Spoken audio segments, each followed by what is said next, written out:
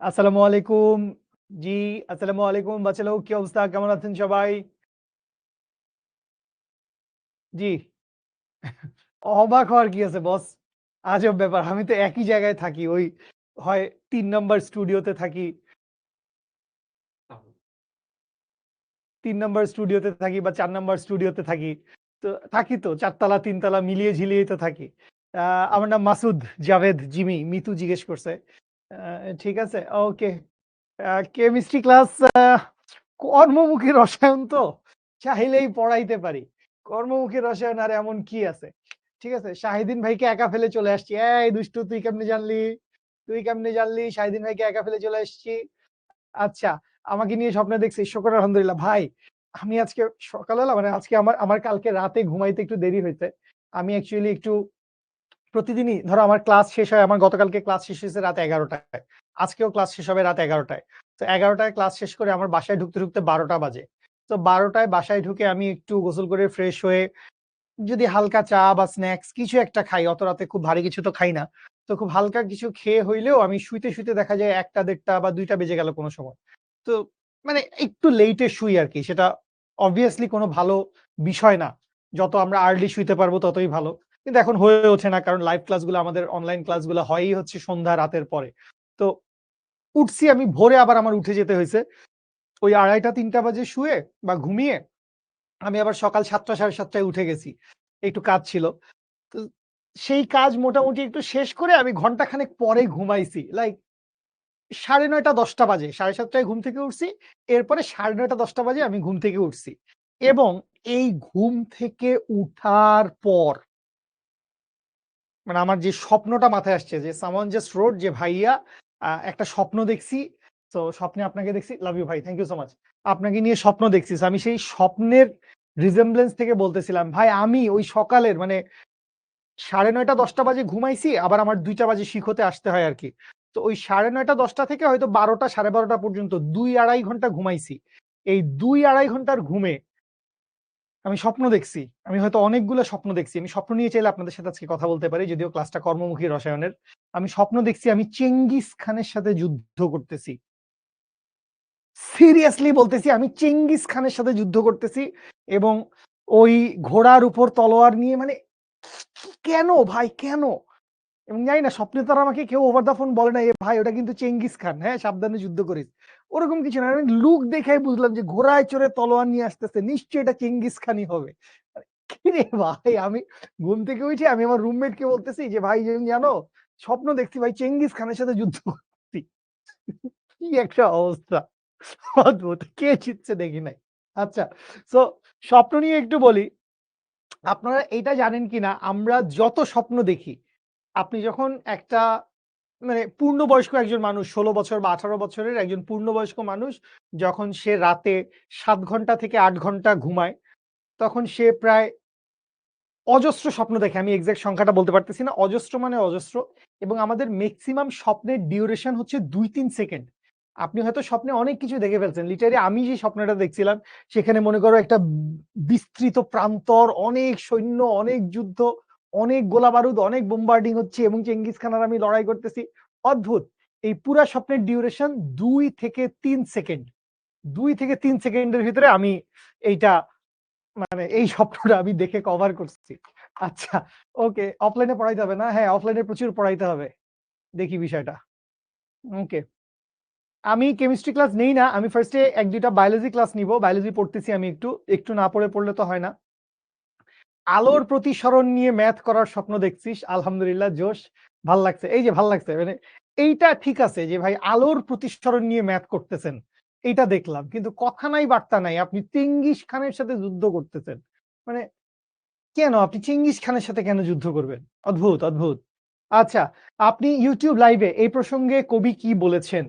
মানে কবি না, এটা বিজ্ঞানীরা বলছে যে electron in double slit. Electron এদিক দিয়েও যাইতে পারে, ওদিক দিয়েও যাইতে পারে। ইলেকট্রন ২ দিক দিয়ে অনেক দিক দিয়ে অনেকখান যেতে পারে। ভাই ভাই প্রোটন ২ জন চলে আসছে ভাই প্রোটন। ২ জন ইলেকট্রন ঢুকছে।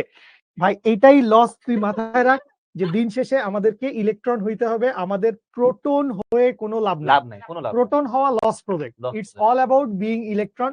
সো আমাদের সাথে খুবই চমৎকার এবং স্পন্টেনিয়াস জোশ দুজন ইলেকট্রন টাইপের বান্দা চলে আসছে। অর্পি আপু যিনি হচ্ছে সাধারণ জ্ঞান পড়ায়, এবং রায়হান ভাই যিনি হচ্ছে আইসিটি পড়ান। ওই আর কি উল্টা আর কি, অর্পি ভাইয়া যিনি হচ্ছে সাধারণ জ্ঞান পড়ান এবং রায়হান ভাই।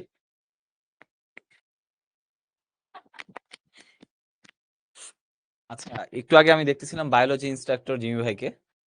ওকে, সো তোমরা অনেকেই জানো ভাই হচ্ছে বায়োলজির জগতে কিংবদন্তি একজন শিক্ষক। ভাই আমি দুদিন বাদেই বায়োলজি ক্লাস নিব, এরপরে মন মেজাজ ভালো থাকলে আমি রসায়ন ক্লাস নিব, মন মেজাজ বেশি খারাপ থাকলে আমি সাধারণ জ্ঞান ক্লাস নিব।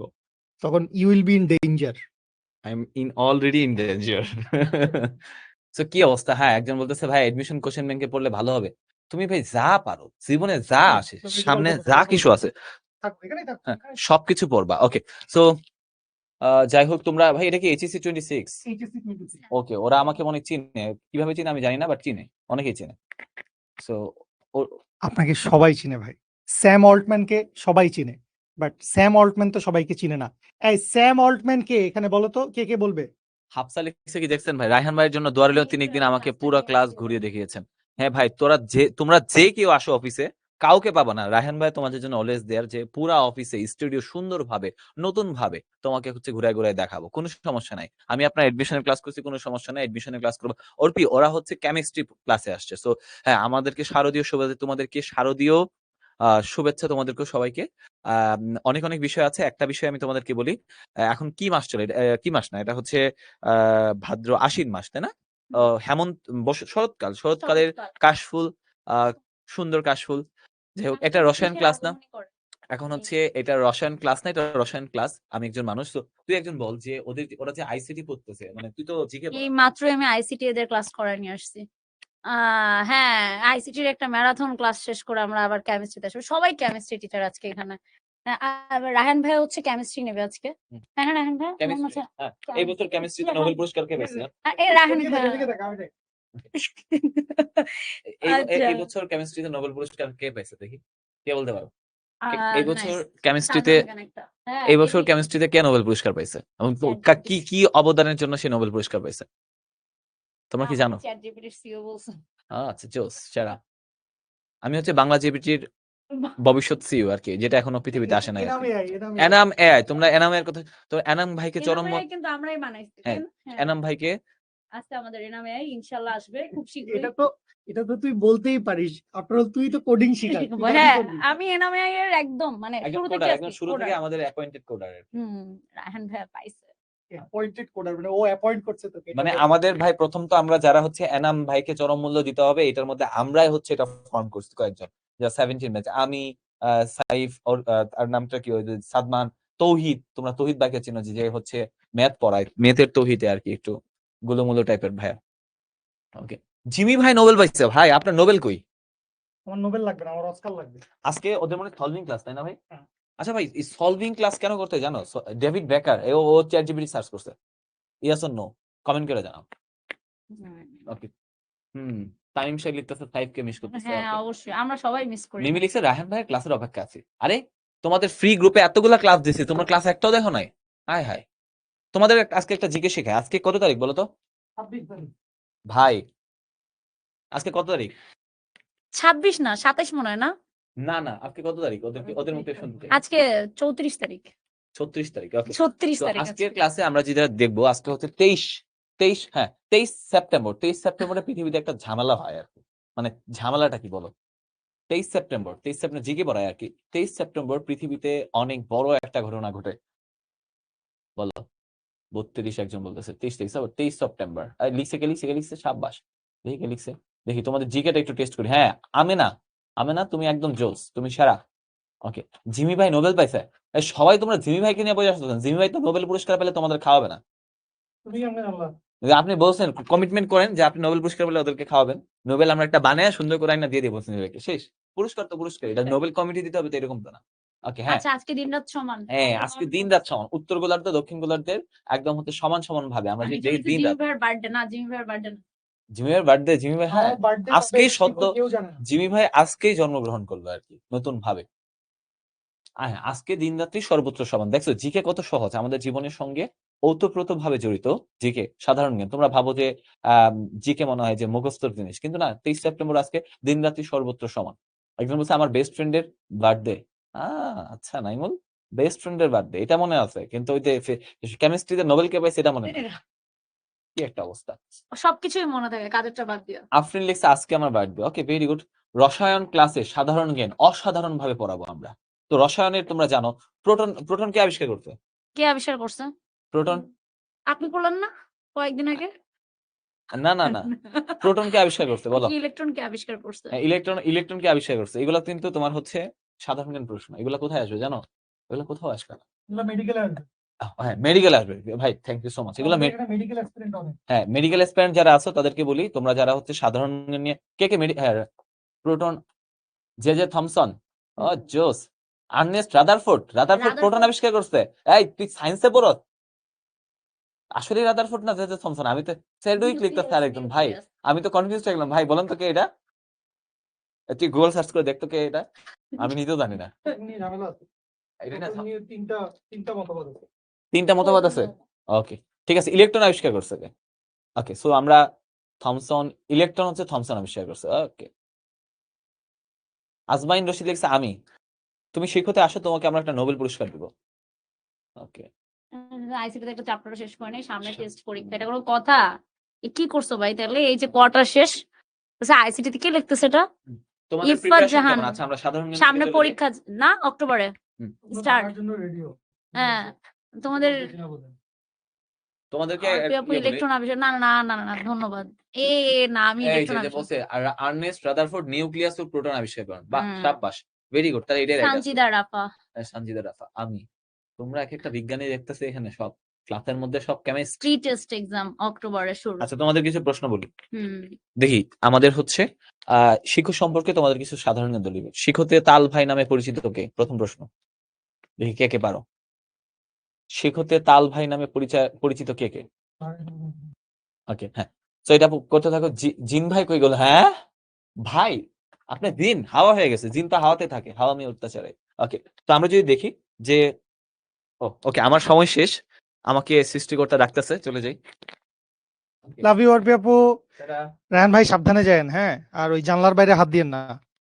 আর রাস্তায় গর্ত দেখলে ওই বললেন একটু সাইড দিতে। আল্লাহ হাফেজ। ভাই ঠিক আছে। আচ্ছা আমি সরি, হুট করে চলে আসছি। আমি মানে একদমই হুট করে জানছি। আমি আসলে একটা লাইভে ছিলাম, লাইভের ভিতর থেকে চলে আসছি। অনিক চক্র, তোকে ভালোবেসে হচ্ছে আমি এই পুরো ক্লাসের কমেন্ট করা থেকে বন্ধ করে রাখলাম। কিছু করার নাই, জীবন এরকমই। ওকে, তো যেটা বলতেছিলাম,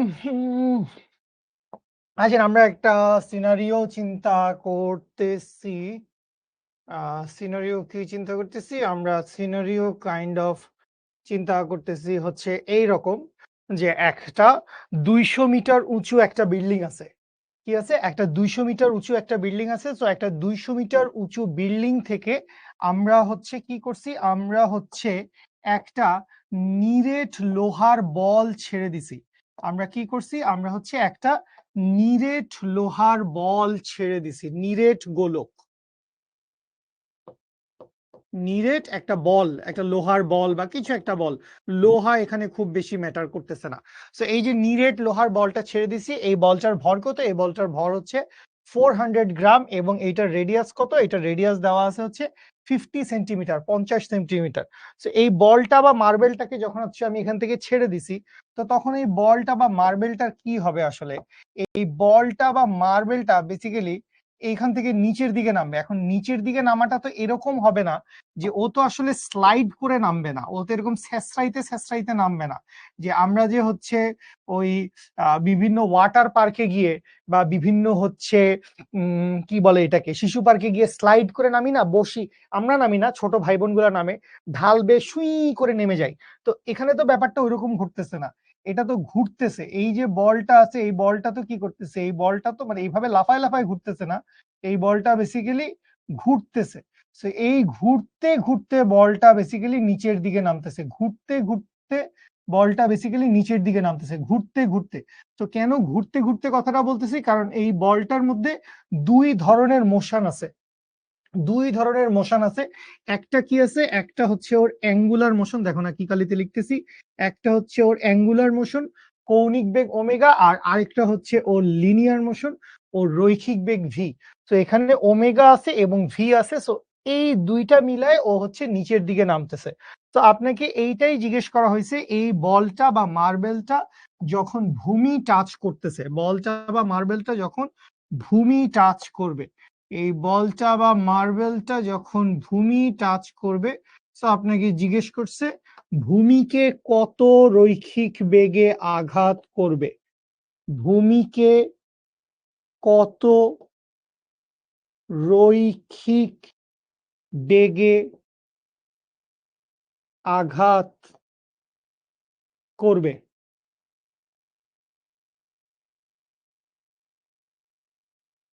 আচ্ছা, মানুষজন আসলে কনফিউজড হয়ে যাচ্ছে, ফিজিক্স ক্লাস করব না কেমিস্ট্রি ক্লাস করব না কি ক্লাস করব। অ্যাকচুয়ালি ভাই, ক্লাস ডেফিনেটলি শোভন ভাইয়ের, ক্লাস ডেফিনেটলি শোভন ভাইয়ের। I am the intruder, I am not Sakhawat Hossain Shovon. আমি আসলে ফাঁকে তালে পেয়ে স্টুডিওতে ঢুকে গেছি, সবই আল্লাহর ইচ্ছা। মানুষজন আমাকে পছন্দই করতেছে না, ভাই আপনি কেন, আপনি এখান থেকে যান, চলে যান এখান থেকে। মানুষজন অনেক কিছু বলতেছে, বাট কবি নীরব, কারণ এনাম ভাই আমাকে বলেছে যাও রুমে যাও, শোভন আসার আগ পর্যন্ত ছেলে মেয়েদের সাথে কথা বলো। বস বলছে কিছু করার নাই, বড় ভাই বলছে মেনে নিতে হবে। তো এখন আমি ভাবলাম তোদের সাথে গাল গল্প করে সময় কাটানো যায়। এই যে রায়হান ভাই, মানে রায়হান ভাইকে এমনি দিতে ইচ্ছা করতেছিল, যে আর কিছু বলি নাই, অর্পি আপু ছিল, আবার অর্পি আপু ভয় পাবে যে হ্যাঁ কি হচ্ছে। তো কথা হচ্ছে যে হ্যাঁ, গাল গল্প করে সময় কাটানো যায়। সো গাল গল্প করে সময় না কাটিয়ে আমরা যদি একটু প্রোডাক্টিভ ওয়েতে দুটো কাজ করে কথাবার্তা বলে দুটো অঙ্ক শিখে যদি সময়টা কাজে লাগাইতে পারি তাহলে ভালো। আমি জানি না কতক্ষণ সময় দিতে পারবো, কারণ আমার নিজেরই বেসিক্যালি আরেকটা ক্লাস আছে। তো আমি আসি। ওকে, সো আপনারা আরেকটা জিনিস একটু বলি, উপরে দেখেন আপনাদের হচ্ছে একটা ফিডব্যাক ফর্ম দিয়ে দেওয়া আছে। এই ফিডব্যাক ফর্মটা বেশ কিছুদিন ধরেই দেওয়া হয়েছে, আরো 7 দিন 10 দিন ধরে। আপনারা অনেকেই ডেফিনেটলি ফিডব্যাক দিয়ে ফেলছেন, জানাইছেন যে আপনাদের ক্লাস ভালো লাগছে, কি ভালো লাগছে, কি আরো ভালো করা যাইতো, এই সমস্ত কিছু আপনারা ডেফিনেটলি ফিডব্যাক দিয়েছেন, জানিয়েছেন। কিন্তু এরকম হইতে পারে যে কেউ যদি আপনারা এখনো এই ফিডব্যাকটা না দিয়ে থাকেন, আপনারা ফিডব্যাক ফর্মটা ফিল আপ করেন। উপরে শোভন ভাইয়ের আইডি থেকে একটা লিংক দেওয়া আছে, Q5 এর ফিডব্যাকের লিংক। এই দেশের অবস্থা, এই তাহলে দেশের অবস্থা। অ্যাপের নতুন ফিচার, তুমি অ্যাপটা আপডেট দাও না বাবু, অ্যাপটা আপডেট দাও। শিখো অফিসে কিছু মানুষদের নিয়ে আসেন না যাদেরকে আমরা দেখিনি, এখনো ওরা আমাদের জন্য পরিশ্রম করছে, এরকম কয়েকজনকে ধরিয়ে নিয়ে আসেন না। এরকম কয়েকজন মানুষকে আমি প্রায় সময় আমি আমার ক্লাসে বিভিন্ন ডিপার্টমেন্টের ভাই ব্রাদারদেরকে আমি নিয়ে আসি, কথা বলায় দেই, প্রমোট করে দেই। হ্যাঁ, ইনশাল্লাহ সামনে আরেকবার দেখাই দিব, কথা বলে দিব, শিওর। এখন আসলে অফিসে কেউ নাই বেশি, এখন অফিসে সন্ধ্যার পরে শিখো অফিসে 2 দলের মানুষ থাকে। এক, আমরা যারা ক্লাস নেই টিচার, আর 2 হচ্ছে যারা আমাদের ক্লাসটা পরিচালনা করে, আমাদের পাইলটরা, যারা বেসিক্যালি আমাদের অফিসে অপারেশনস নামে পরিচিত। সো অপারেশনস এর পাইলট এবং আমরা। ওকে, 25 মার্কের লাইভ এমসিকিউ ফিচারটা বন্ধ, বেসিক্যালি ওইটার রিপ্লেসমেন্ট হিসেবে এইটা আসছে। ঠিক আছে, লিঙ্কে ঢুকতে পারার কথা, কেন পারছিস না আমি জানি না। ওকে, আচ্ছা, কেউ কেউ জিজ্ঞেস করছেন এটা কোন চ্যাপ্টারের কোশ্চেন। এখন আমি একটু বলি, মানে আমি এখানে ইঞ্জিনিয়ারিং অ্যাডমিশন টেস্ট নিয়ে কথাবার্তা বলতে আসছি, তোমাদের সাথে আমার একাডেমিক সমস্ত কথাবার্তা শেষ। এবং আজকে আমি যত কথাবার্তা বলবো, যতক্ষণ কথাবার্তা বলবো, মোস্ট লাইকলি আমি ইঞ্জিনিয়ারিং অ্যাডমিশন টেস্ট নিয়ে কথা বলবো। তো এখন আমার কথা হচ্ছে যে ভাই, বুয়েট অ্যাডমিশন টেস্টে তোমাকে কখনো এইটা বলে দিবে না যে এইটা নিউটনীয় বলবিদ্যা চ্যাপ্টারের ম্যাথ, বা তোমাকে এইটা বলে দিবে না এইটা মহাকর্ষ চ্যাপ্টারের ম্যাথ। তোমাকে একই ম্যাথের ভিতরে স্থিরতরিত ব্যবহার করতে হইতে পারে, তোমাকে ওইটার ভিতরে নিউটনীয় বলবিদ্যাও ব্যবহার করতে হইতে পারে, বা নিউটনীয় বলবিদ্যা, কাজ শক্তি ক্ষমতা, গতিবিদ্যা, এগুলা খুব কোরিলেটেড, খুব কাছাকাছি টপিক। তো এই দুইটাই বেসিক্যালি আপনাকে মিলায় ঝিলায় করতে হবে। বা ধরেন আপনাদের পর্যাবৃত্ত গতি আছে, তরঙ্গ আছে, তো আপনারা পড়ছেন, আপনারা জানেন পর্যাবৃত্ত গতির অনেক কিছু তরঙ্গের সাথে অ্যালাইন হয়ে যায়। তো দুইটা জিনিস অনেক কিছুই মিলে যাবে। LGPA5 এর ক্লাস আমরা আপনাদের জন্য 1 মাস একটু ব্রেক দেওয়ার চিন্তা করেছি। সো LGPA5 এর ক্লাস ইনশাআল্লাহ শুরু হবে হচ্ছে নভেম্বর মাস থেকে।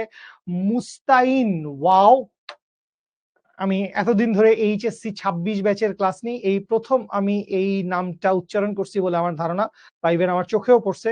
মুস্তাইন বিল্লাহ, মুস্তাইন ভাই একটা অ্যান্সার দিয়েছো 62.609, আমি জানি না।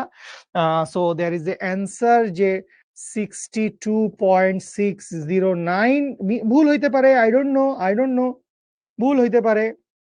সো এইটা একটা অপশন দেখতে পাইছি। আরেকটা অপশন দেখতে পাইছি তুহিন তুহিন মাহমুদ। তুহিন তুই বাংলায় লিখতেছিস কেন রে ভাই, আমি এটা বুঝলাম না। তুহিন লিখছে 31.30 metre per second. Okay fine.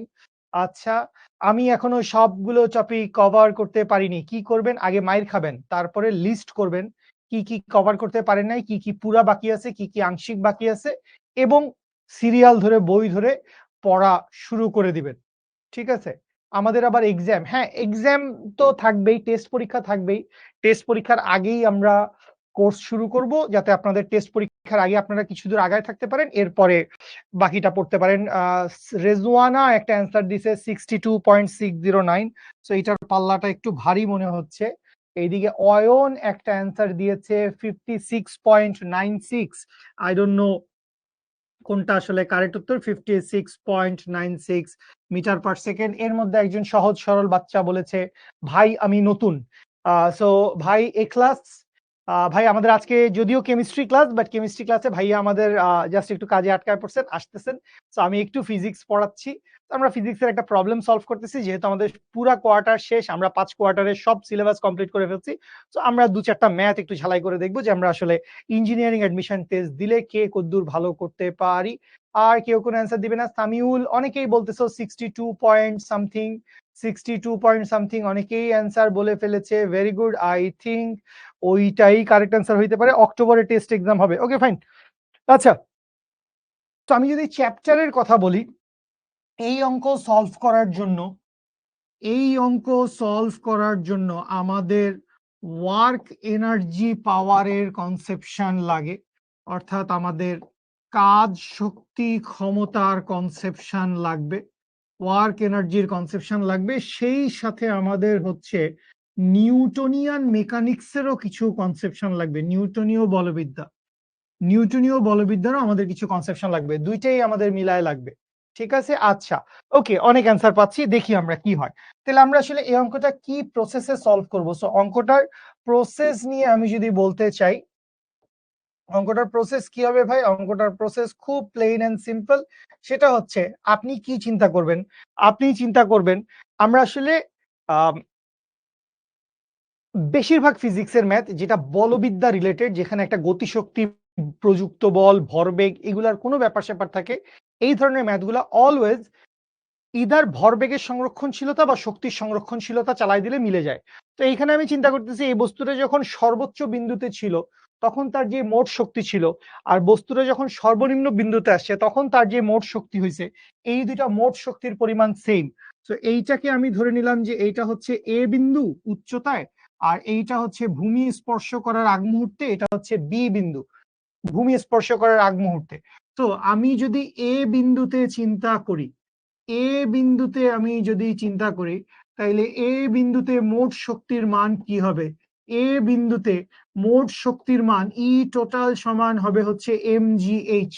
এ বিন্দুতে মোট শক্তির মান কত? এ বিন্দুতে মোট শক্তির মান হচ্ছে mgh। এখন এই বস্তুটাকে ছেড়ে দিছি, বস্তুটা গড়ায় গড়ায় নিচে পড়তে শুরু করছে, তাইলে এখান থেকে কি হচ্ছে? গতিশক্তি তৈরি হচ্ছে। এখন এই যে গতিশক্তি তৈরি হচ্ছে, যেহেতু বস্তুটার মধ্যে দুই ধরনের বেগ বিদ্যমান, তাহলে এই বস্তুটার মধ্যে গতিশক্তিও হবে দুই ধরনের। তো যখন ও বি বিন্দুতে আসবে, তখন ওর টোটাল শক্তি কি হবে? ওর টোটাল শক্তি হবে হচ্ছে গতিশক্তি।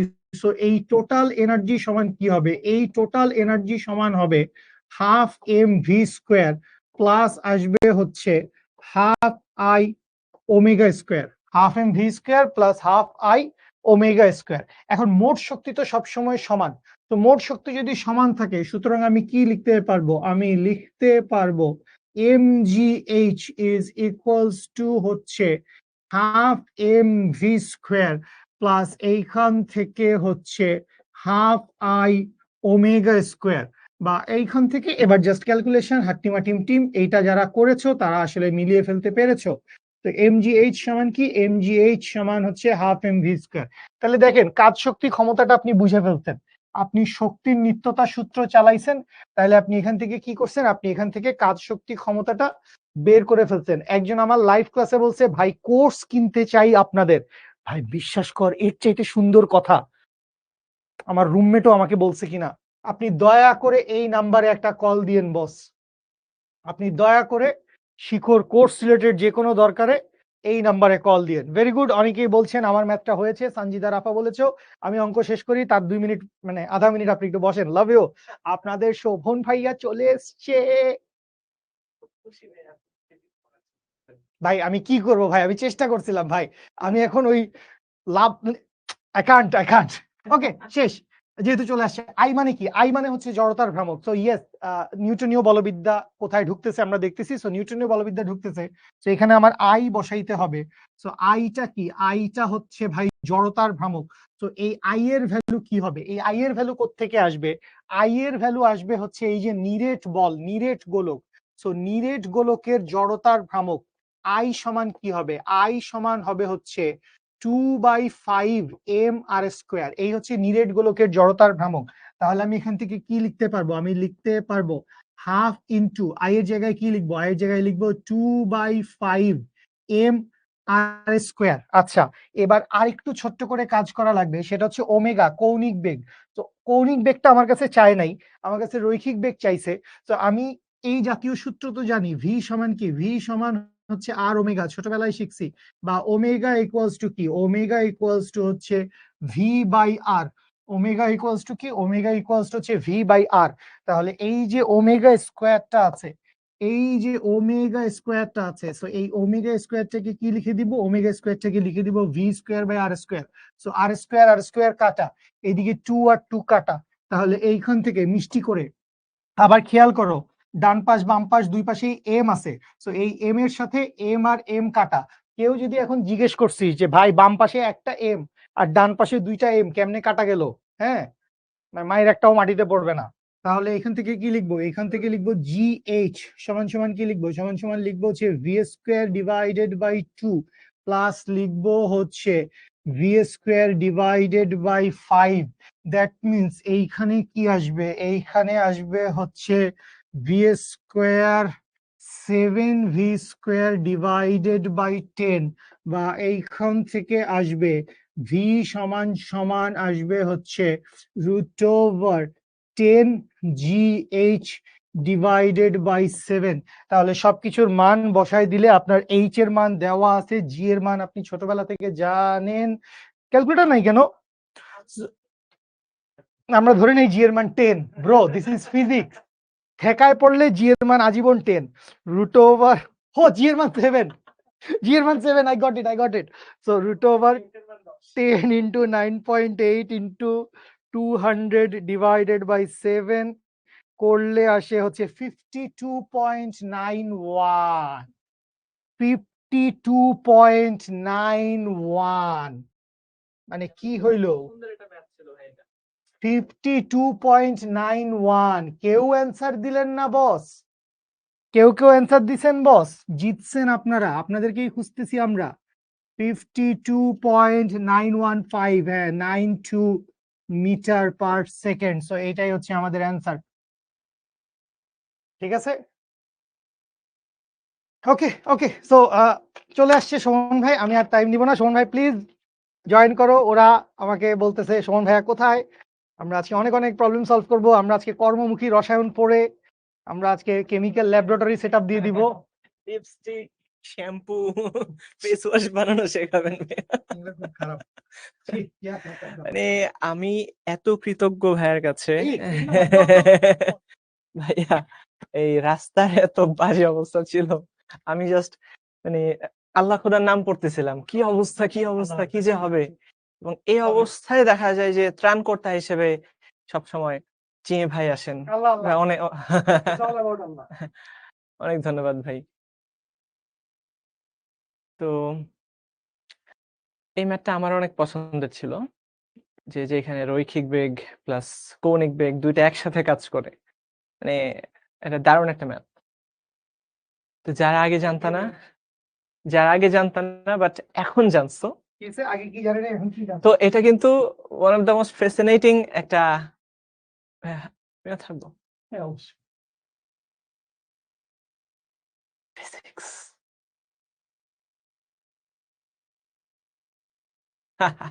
তার মানে আজকে ফিজিকো কেমিস্ট্রি পড়া হয়ে যাবে।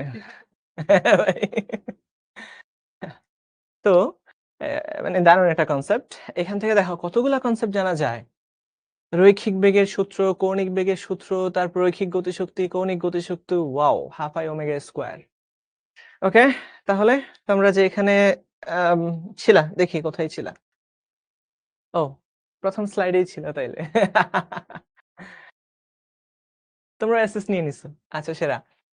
দেখো আজকে আমরা সিকিউ সলভিং করাবো। তোমরা জানো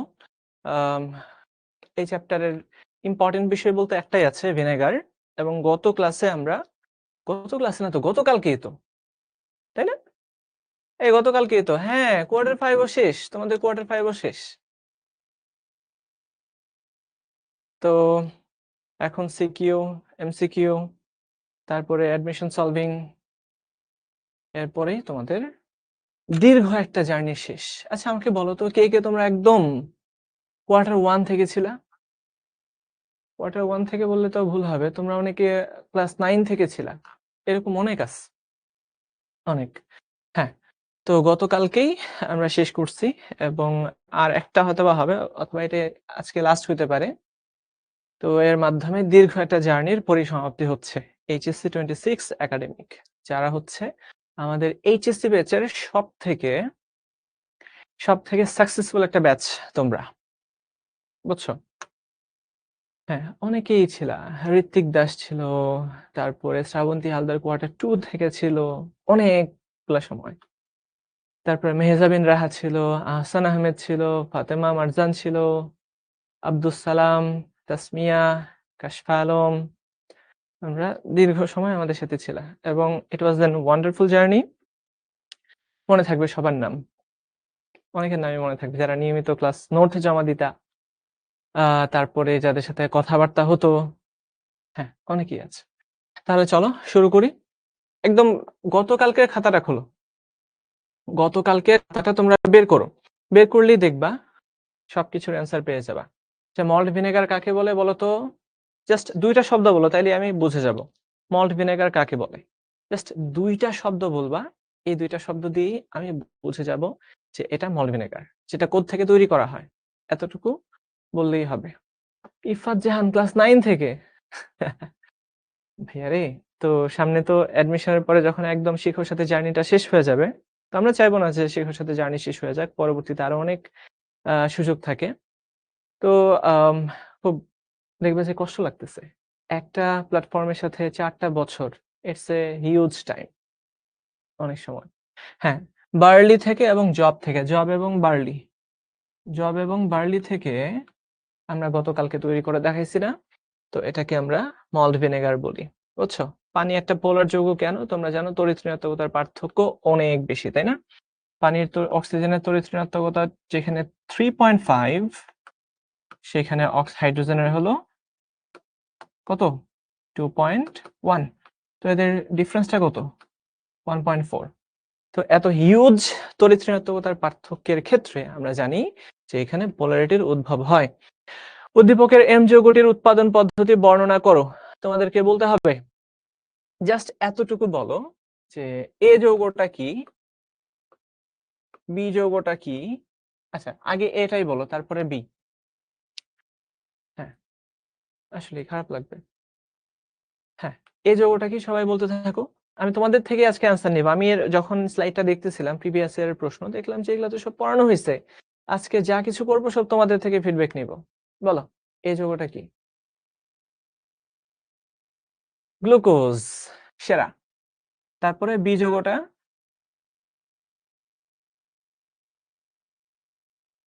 বলো বি যৌগটা কি? C6H12O6। ঠিক আছে, তো দুইটাই হচ্ছে C6H12O6, বাট একটা হচ্ছে গ্লুকোজ আর একটা ফ্রুক্টোজ। একটা হলো গ্লুকোজ, আরেকটা ফ্রুক্টোজ, তাই না? তারপরে সি যৌগ কি হবে? সি এবং ডি, তোমরা বলবা সি এবং ডি। বলো সি কোনটা, ডি কোনটা? সবাই পারবা, আমি জানি।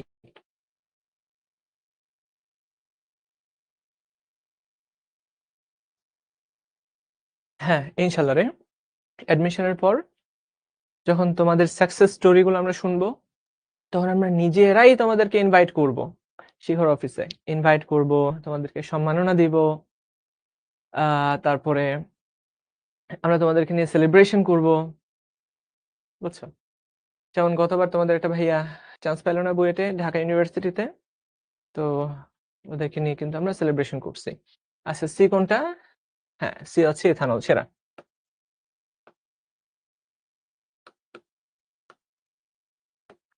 আর ডি হবে কার্বন ডাই অক্সাইড, জাইমেজ দিয়ে বিক্রিয়া করলে কার্বন ডাই অক্সাইড গ্যাসের বুদবুদ তৈরি হয়। তো এই ইথানলকে যখন আমরা জারিত করে ফেলি, তখন এম তৈরি হয়। তো তোমরা জানো এটা একটা কুইক ভিনেগারের এক্সাম্পল, তাই না? এই এমটা হচ্ছে কুইক ভিনেগার, যেখানে আমরা মাইক্রোডার্মা অ্যাসিটি বা অ্যাসিটোব্যাক্টার ব্যাকটেরিয়া দিয়ে এই কাজটা করি। ঠিক আছে, ওকে, গেল। এম যৌগের খাদ্য সংরক্ষণের ভূমিকা রাখি কিনা বিশ্লেষণ করো। অ্যান্সার হচ্ছে হ্যাঁ, খাদ্য সংরক্ষণে ভূমিকা পালন করে। তাহলে কিভাবে করে?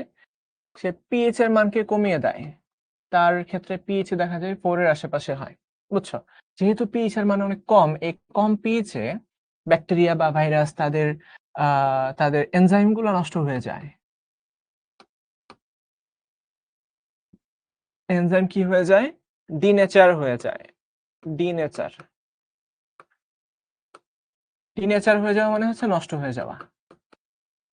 এই এনজাইম গুলা ডিনেচার হয়ে যায়। তোমরা জানো প্রোটিন ডিনেচার করা যায়, তোমরা যারা বায়োলজি পড়ছো তোমরা জানো যে প্রোটিনকে যদি তুমি অতি উচ্চ তাপমাত্রা প্রয়োগ করো অথবা পিএইচ বাড়ায় দাও বা কমায় দাও, সেই ক্ষেত্রে প্রোটিনটা ডিনেচার হয়ে যায়। ডিনেচার হয়ে যাওয়া মানে তার নিজের ধর্ম আর থাকলো না, এটা নষ্ট হয়ে গেল, বুঝছো? ডিনেচার হয়ে গেল। অয়ন তুমিও ক্লাস 9 থেকে, আল্লাহ কত দীর্ঘ সময় একটা অনলাইন প্ল্যাটফর্মের সাথে, এটা একটা হিউজ পাওয়া আমাদের জন্য যে আমাদেরকে তোমরা বিশ্বাস করে শেষ পর্যন্ত ছিলা। ইনশাল্লাহ তোমাদেরকে আমরা সামনেও পাবো। ওকে, তারপরে আরেকটা প্রসেস বলি, খেয়াল করবা। তোমরা জানো যে প্রোটিনের মধ্যে এই পেপটাইড লিঙ্কেজটা থাকে। প্রোটিনের মধ্যে যে বন্ধনটা থাকে এটাকে আমরা বলি পেপটাইড বন্ধন, তাই না? এটা কি পেপটাইড বন্ড। তো এই পেপটাইড বন্ডের মধ্যে এই নাইট্রোজেন থাকে, যার উপর একটা লোন পেয়ার থাকে, যদিও এটা সবসময় অ্যাভেলেবল থাকে না, বাট থাকে। তো এই প্রোটিনের সাথে H+ এসে যুক্ত হয়। যখনই যুক্ত হয় তখন তোমরা দেখতে পাবা যে এই নাইট্রোজেনের লোন পেয়ারটা অবশিষ্ট থাকে না। নাইট্রোজেনের লোন পেয়ারটা অবশিষ্ট না থাকার কারণে এই প্রোটিনটা নষ্ট হয়ে যায়, ডিনেচার্ড হয়ে যায়। তো যদি ভাইরাস না, যদি ব্যাকটেরিয়া, মোল্ড বা ফাঙ্গাস এদের প্রোটিনটাই ঠিক না থাকে, এনজাইমগুলো ঠিক না থাকে, এরা আর বেঁচে থাকতে পারবে না, বুঝছো?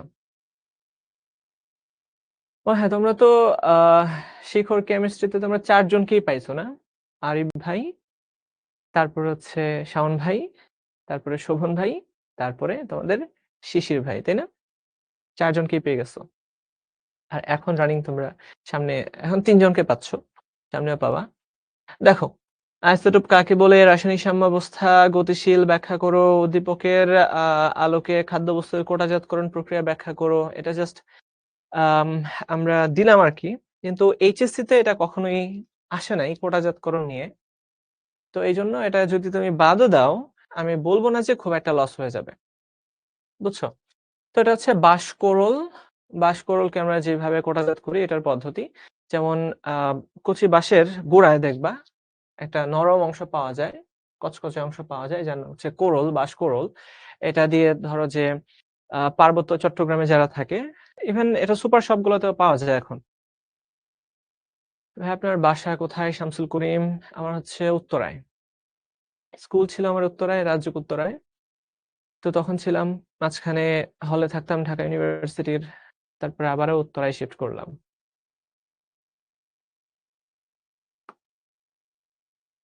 আচ্ছা, তো আইসোটোপ কাকে বলে তোমরা জানো, রাসায়নিক সাম্যাবস্থা গতিশীল এটাও তোমরা জানো, এবং এটা কিছু প্রমাণ আছে, তোমাদের খাতায় লেখা আছে। যাদের খাতায় লেখা নাই তোমরা অবশ্যই সুন্দর করে এগুলা লিখে নিয়ে যাবা, যদি না লেখো তাহলে কিন্তু মনে থাকবে না। যেমন আমি একটা এক্সাম্পল দেখাতে পারি, ধরো হাইড্রোজেনের সাথে যখন আমরা আয়োডিনের বিক্রিয়া করি তখন কিছুক্ষণ পরে এটা সাম্যাবস্থায় উপনীত হয়, তাই না? সাম্যাবস্থায় উপনীত হয়। এই সাম্যাবস্থায় উপনীত হয়ে যাওয়ার পর দেখবা শুরুতে আয়োডিনের একটা বর্ণ থাকে, বেগুনি বর্ণ।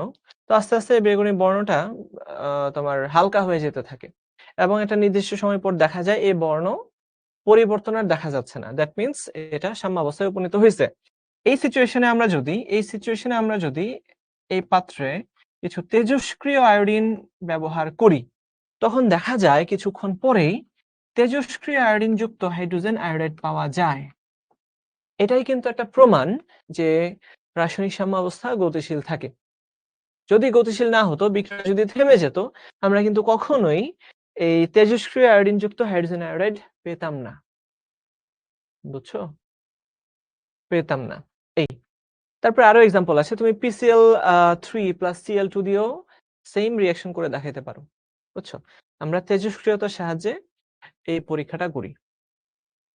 আচ্ছা, তো কোটাজাতকরণ পদ্ধতি এখানে বলেই দিছে, খেয়াল করো। বাঁশের কচি কোরল সংগ্রহ করব, খোসাটাকে আমরা মুক্ত করব, ব্লাঞ্চিং করব, মানে হচ্ছে পানি দিয়ে পরিষ্কার করব, ধুয়ে ফেলবো, একটু লবণ মাখায় ফেলবো। বুঝছো? একটু কেটে কেটে এটা লবণের সিরাপের মধ্যে কি করব জানো?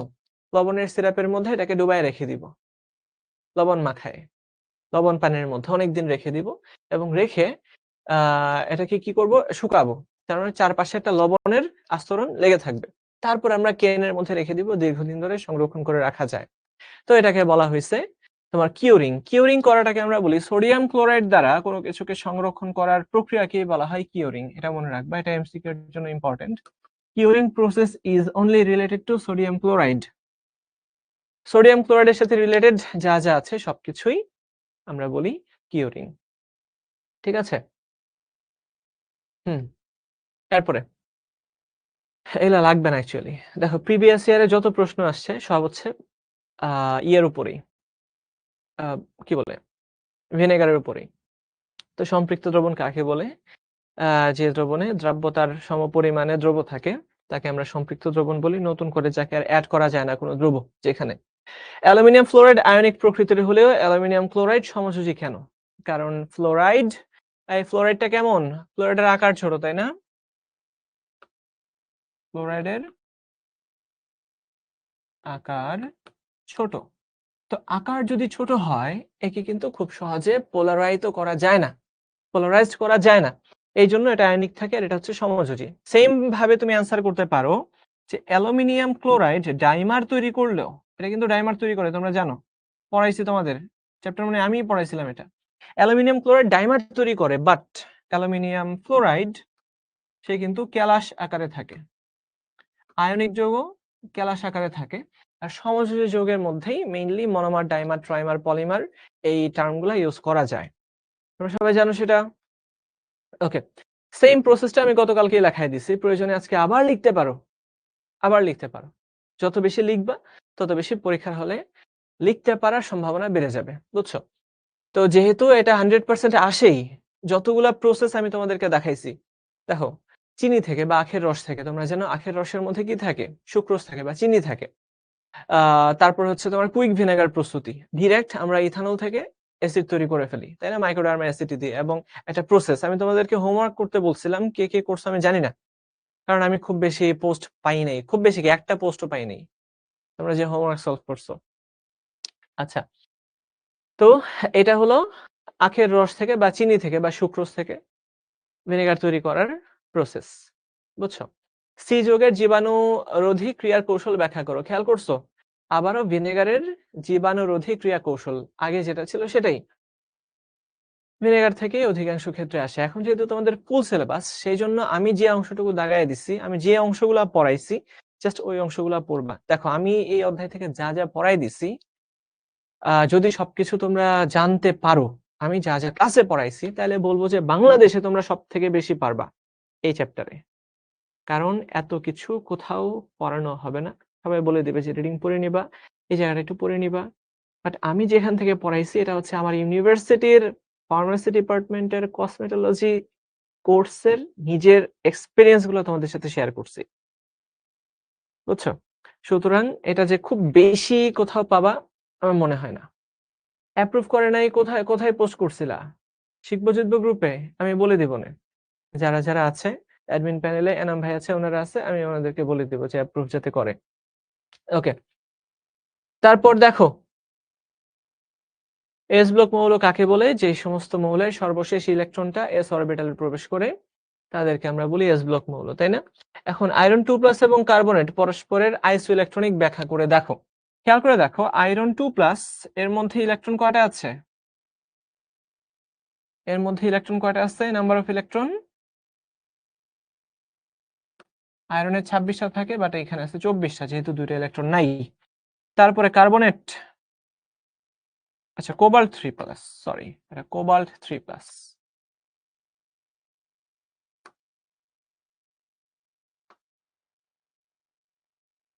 আয়রনের 26 আর কোবাল্টের হচ্ছে 27, কোবাল্ট 3+।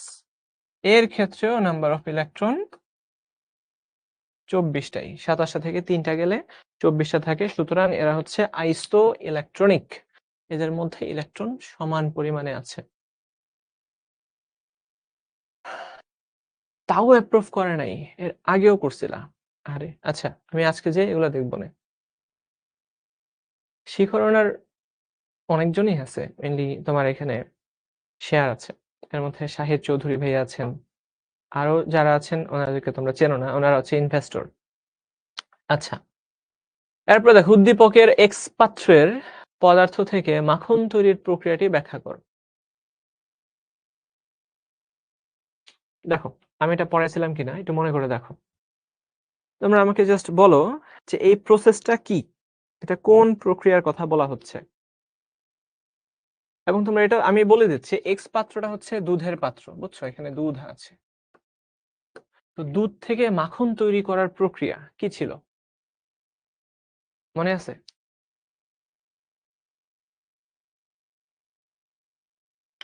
আচ্ছা সঞ্জিদা রাফা, সমস্যা নাই, আজকে করে দিস।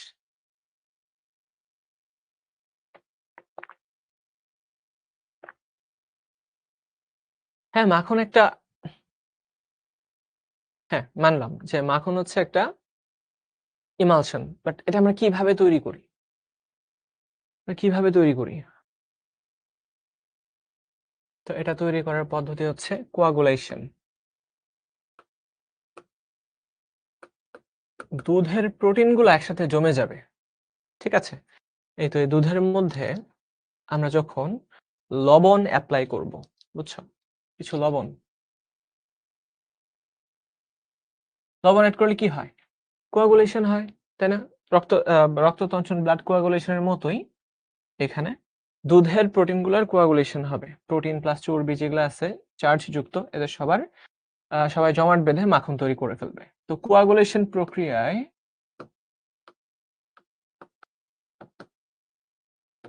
মাখন তৈরি করা যায়। এর মধ্যে আমরা কি করব? লবণ অ্যাড করব দুধের মধ্যে। এই যে দুধ আছে, দুধের মধ্যে আমরা কি অ্যাড করব? সোডিয়াম ক্লোরাইড লবণ অ্যাড করব বেশি করে। লবণ অ্যাড করে, সোডিয়াম ক্লোরাইডের পাশাপাশি আরো অনেক লবণ অ্যাড করা যায়। তোমরা এগুলা কখনোই অ্যান্সার করতে যাবে না, সাবধান। ফুল নাম্বার পাবা না, কিন্তু এমসিকিউ এর জন্য মনে রাখতে পারো, ঠিক আছে? আচ্ছা, অনেকে লেবুর কথা বলতেছো, লেবু দিলে আসলে কাজ হবে, যেখানে আয়ন থাকতে হবে, বুঝছো? আয়ন, এই তো প্লাস মাইনাস আয়ন, বুঝছো? এই প্লাস মাইনাস আয়ন বা লবণ থাকলেই দেখা যাবে তঞ্চন প্রক্রিয়াটা দ্রুত হবে, তখন এটা আস্তে আস্তে মাখনে পরিণত হবে। শুধু এটাই না, আরো অনেক প্রসেস তো আছেই, বাট এটা হচ্ছে মেইন প্রক্রিয়াটা যার মাধ্যমে কি হয়, দুধ থেকে মাখন হয়। তখন তুমি বলবা যে কোয়াগুলেশন প্রক্রিয়া হচ্ছে এটা যখন তোমার ডিসপার্স পার্টিকেল গুলা যখন একসাথে যুক্ত হয়ে তারা জমাট বেঁধে যায়, এই প্রক্রিয়াটাকে আমরা বলি কোয়াগুলেশন প্রক্রিয়া বা তঞ্চন প্রক্রিয়া। তো এই প্রক্রিয়ার মাধ্যমে আমরা দেখতে পাই যখন বিপরীতধর্মী কোনো লবণ অ্যাড করা হয় সেক্ষেত্রে তঞ্চনটা আরো দ্রুত গতির হয়। তো লবণের চার্জ যত বেশি হবে এই এই তঞ্চন প্রক্রিয়া বা কোয়াগুলেশন প্রক্রিয়া দ্রুততর ভাবে হতে থাকে। ঠিক আছে, শার্ডি-শুলজের সূত্রটা লিখে দিবা, মানে ফুল নাম্বার পাওয়ার জন্য তুমি যা জানো সব লিখে দিয়ে আসবা, কিন্তু তাও এত ফুল নাম্বার দিবে না, কারণ ভাই এটা হচ্ছে ডেসক্রিপটিভ প্রশ্ন, এগুলা স্কিপ করাই ভালো। আচ্ছা, এরপরে ওয়াই পাত্র এবং জেড পাত্রে HCl যোগ করার ফলাফল বিশ্লেষণ করো। আচ্ছা, ওয়াই পাত্রে কি আছে? এটা গুণগত রসায়নের প্রশ্ন, বেরিয়াম ক্লোরাইড, আর জেড পাত্রে আছে সিলভার ক্লোরাইড। তো এখানে কোন ঘটনাটা ঘটবে যদি HCl অ্যাপ্লাই করো? গাঢ় HCl যখন আমরা ব্যবহার করব তখন দেখো সম আয়ন প্রভাবের মাধ্যমে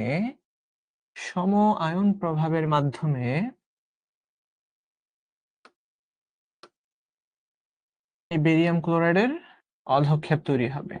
এইখানেও দেখো সমায়ন প্রভাব আছে, Cl minus Cl minus, AgCl এর অধক্ষেপ তৈরি হবে, অর্থাৎ সমায়ন প্রভাবে দ্রাব্যতা কমে যায়, তাই না? দ্রাব্যতা যদি কমে যায় সেক্ষেত্রে কি হবে?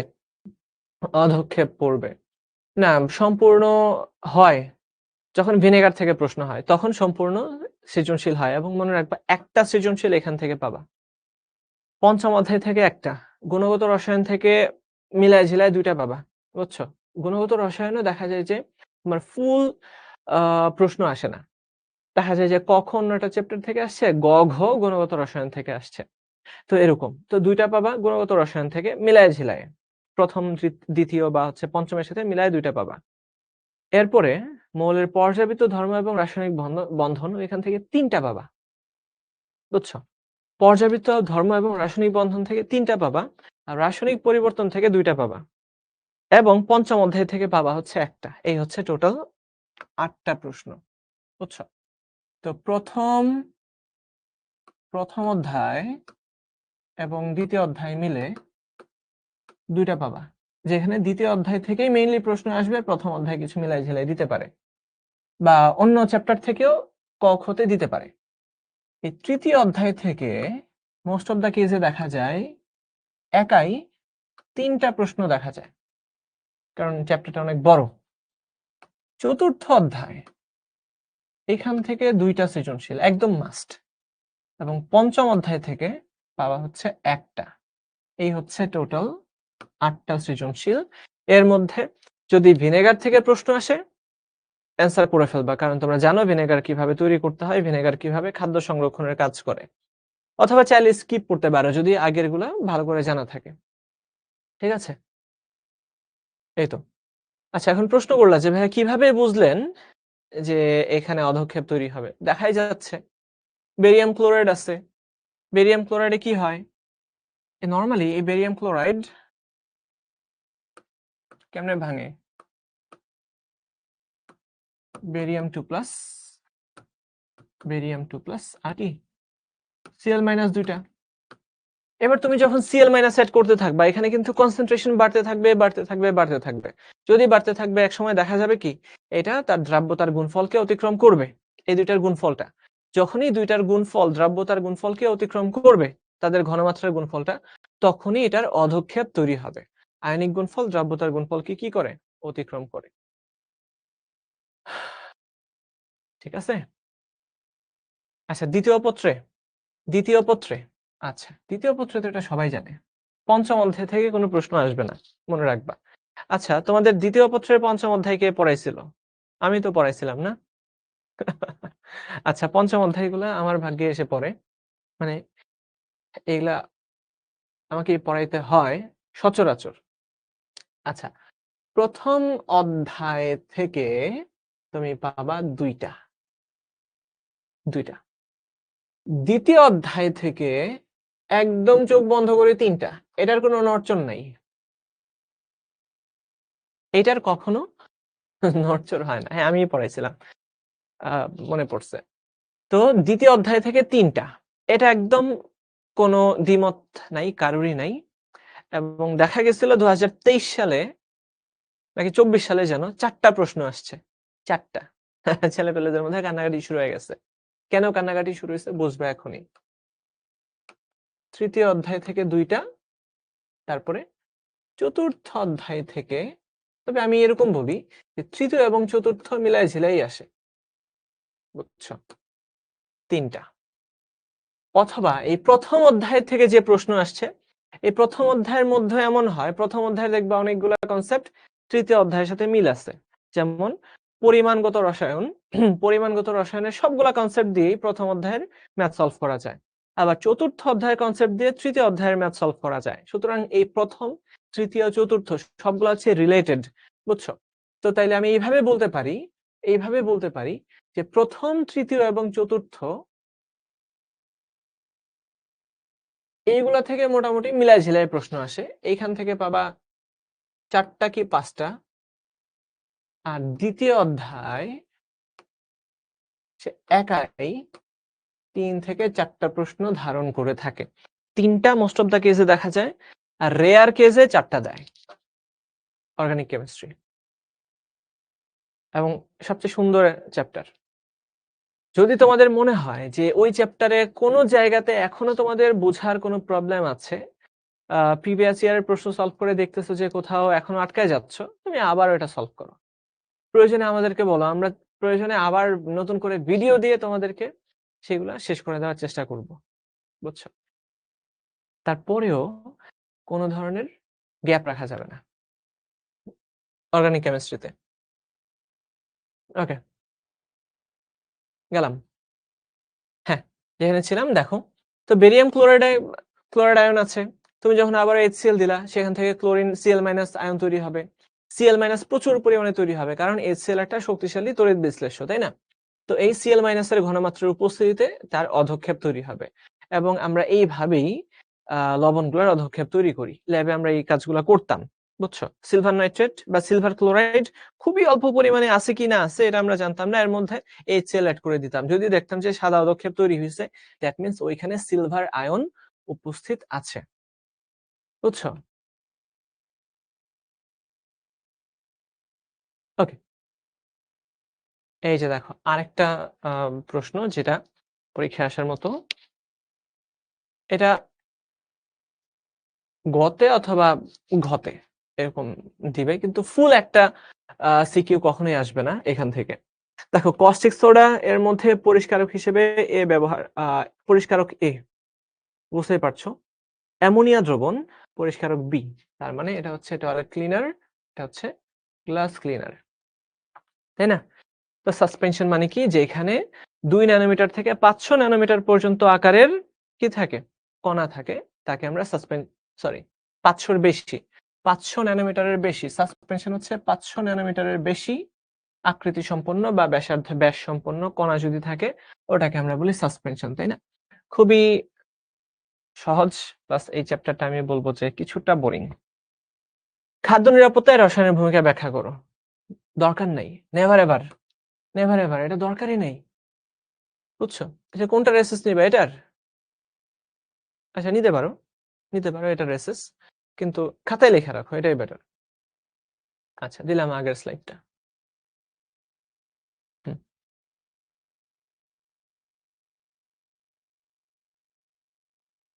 কোন স্লাইডের কথা বলছো?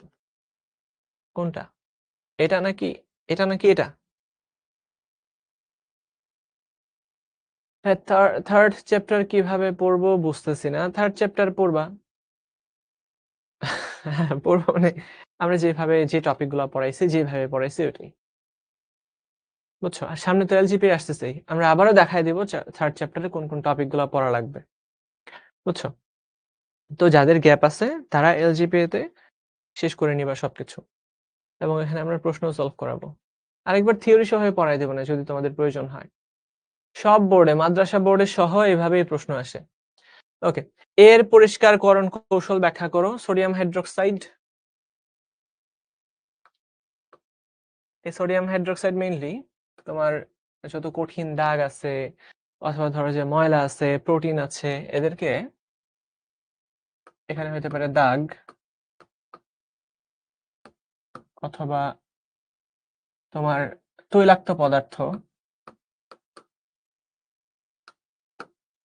পদার্থ অথবা তুমি এটাকে চর্বি এভাবেও বলতে পারো, চর্বি জাতীয় পদার্থ যেটা টয়লেটের মধ্যে লেগে থাকে। তো এই তৈলাক্ত পদার্থ বা হচ্ছে চর্বি এদের সবাইকে সে হাইড্রোলাইসিস করে, তোমরা জানো সেটা, হাইড্রোলাইসিস। এই তেল চর্বিকে সোডিয়াম হাইড্রোক্সাইড বা পটাশিয়াম হাইড্রোক্সাইড হাইড্রোলাইসিস করে। হাইড্রোলাইসিস করলে তেল চর্বিগুলো নষ্ট হয়ে যাবে, নষ্ট হয়ে বরঞ্চ সেখান থেকে তোমার সারফ্যাক্টেন্ট জাতীয় পদার্থ তৈরি করে, যেটা নিজেই পরিষ্কারক হিসেবে কাজ করতে পারে। জাস্ট এতটুকু বলবা যে কস্টিক সোডা, প্রথম কথা হচ্ছে এই ময়লা তৈরি হওয়ার জন্য দায়ী কে? ভাইয়া ময়লা তৈরি হওয়ার জন্য দায়ী একমাত্র হচ্ছে তেল বা চর্বি জাতীয় পদার্থ। এরা ছাড়া আর কেউ কোনো কিছু ময়লা করে না, এটা মনে রাখবা, বুঝছো? তো এই চর্বি জাতীয় পদার্থের মধ্যে কি থাকে তোমরা জানো? এই চর্বিগুলো হচ্ছে সচরাচর সাধারণত আমরা বলে থাকি যেগুলা কঠিন চর্বি, তারা হচ্ছে গ্লিসারিনের ট্রাই এস্টার।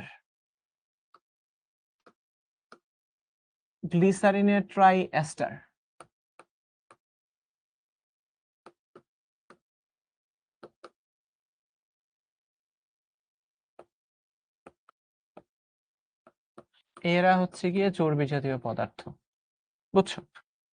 এরা কি চর্বি জাতীয় পদার্থ। আর তোমরা জানো এই oxygen minus carbon plus, oxygen minus carbon plus, oxygen minus carbon plus. তো আমরা হাইড্রোলাইসিস করব ক্ষারের উপস্থিতিতে। আমরা কি করব? এটাকে হাইড্রোলাইসিস করব। হাইড্রোলাইসিস মানে হচ্ছে হাইড্রো দ্বারা লাইসিস, তাই না? তোমাদেরকে বলছিলাম না পানি দ্বারা লাইসিস, পানি দ্বারা বিশ্লেষণ, এটা কি বলা হয়? পানি বিশ্লেষণ বা আর্দ্র বিশ্লেষণ বিক্রিয়া, বুঝছো? এটাই হচ্ছে আর্দ্র বিশ্লেষণ বিক্রিয়া। তাইলে এই পানির এই যে দুইটা অংশ, কি ব্যাপার আজকে এত সমস্যা করতেছে কেন? এই দেখো পানির দুইটা অংশ প্লাস মাইনাস, এই তো প্লাস, এই যে মাইনাস, প্লাস যাবে মাইনাসের কাছে আর এই মাইনাস যাবে প্লাসের কাছে, বুঝছো? এটা নরমালি একটা উভমুখী বিক্রিয়া। তো এই উভমুখী বিক্রিয়াটাকে একমুখী করার জন্য আমরা এখানে ক্ষার ব্যবহার করি। আমরা কি ব্যবহার করি? ক্ষার ব্যবহার করি। তো ক্ষার ব্যবহার করলে কি হবে? এখানে গ্লিসারিন তৈরি হবে।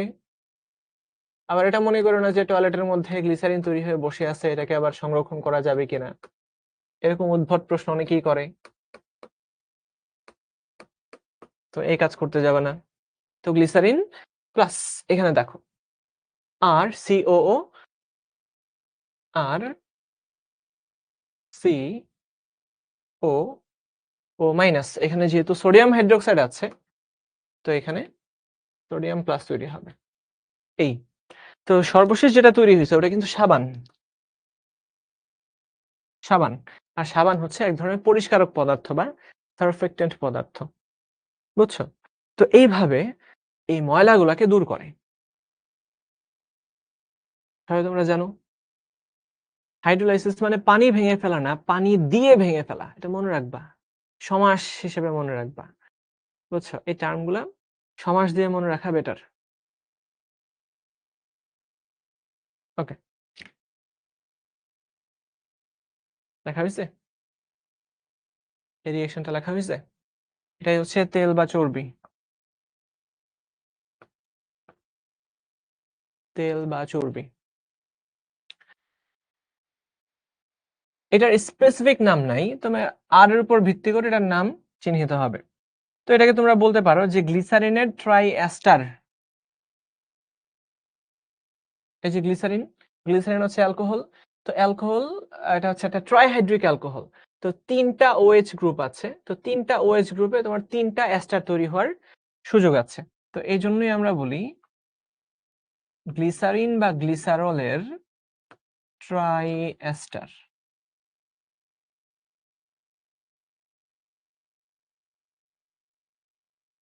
গ্লিসারলের ট্রাই এস্টার, এটাই হচ্ছে চর্বি। তো এটাকে যখন হাইড্রোলাইসিস করা হয় গ্লিসারিন তৈরি হয় আর সাবান তৈরি হয়। বোঝা গেল? তারপর সামনে গেলাম। টয়লেট ক্লিনার হিসেবে বি এর ব্যবহার করা যাবে কিনা যুক্তি সহকারে বিশ্লেষণ করো। বি হচ্ছে অ্যামোনিয়া দ্রবণ, এটা খুবই দুর্বল একটা দ্রবণ, এটা টয়লেটের ময়লাগুলোর মতো ভারী ময়লাকে সে দূর করতে পারবে না, প্রথম কথা। দ্বিতীয় কথা, আবদ্ধ জায়গায় অ্যামোনিয়া সলিউশন ব্যবহার করা মানেই হচ্ছে ওই জায়গাতে বিষাক্ততা তৈরি হয়ে যাওয়া, বুঝছো, বিষাক্ত গ্যাস জমা হয়ে যাবে, দেখা যাবে টয়লেটে ঢুকছে সে আর বের হয় নাই। খুবই বাজে অবস্থা হবে। ওকে, এবার এটা দেখি।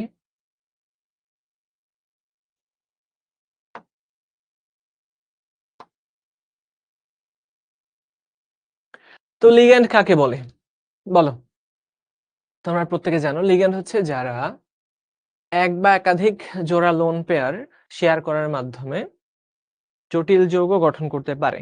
যারা এক বা একাধিক লোন পেয়ার শেয়ার করার মাধ্যমে জটিল যৌগ গঠন করতে পারে এদেরকে বলা হয় লিগ্যান্ড, তাই না? অ্যামোনিয়া একটা লিগ্যান্ড, পানি একটা লিগ্যান্ড, ইথিলিন ডাইয়ামিন একটা লিগ্যান্ড, ইডিটি একটা লিগ্যান্ড।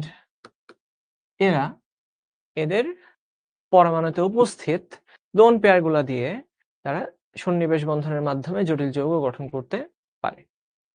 ঠিক আছে, শামসুল ইসলাম বলল যে আমরা যদি গ্লাস ক্লিনার টয়লেটে ব্যবহার করি কি হইতে পারে। সেই ক্ষেত্রে ধরো যে অ্যামোনিয়া তৈরি হবে।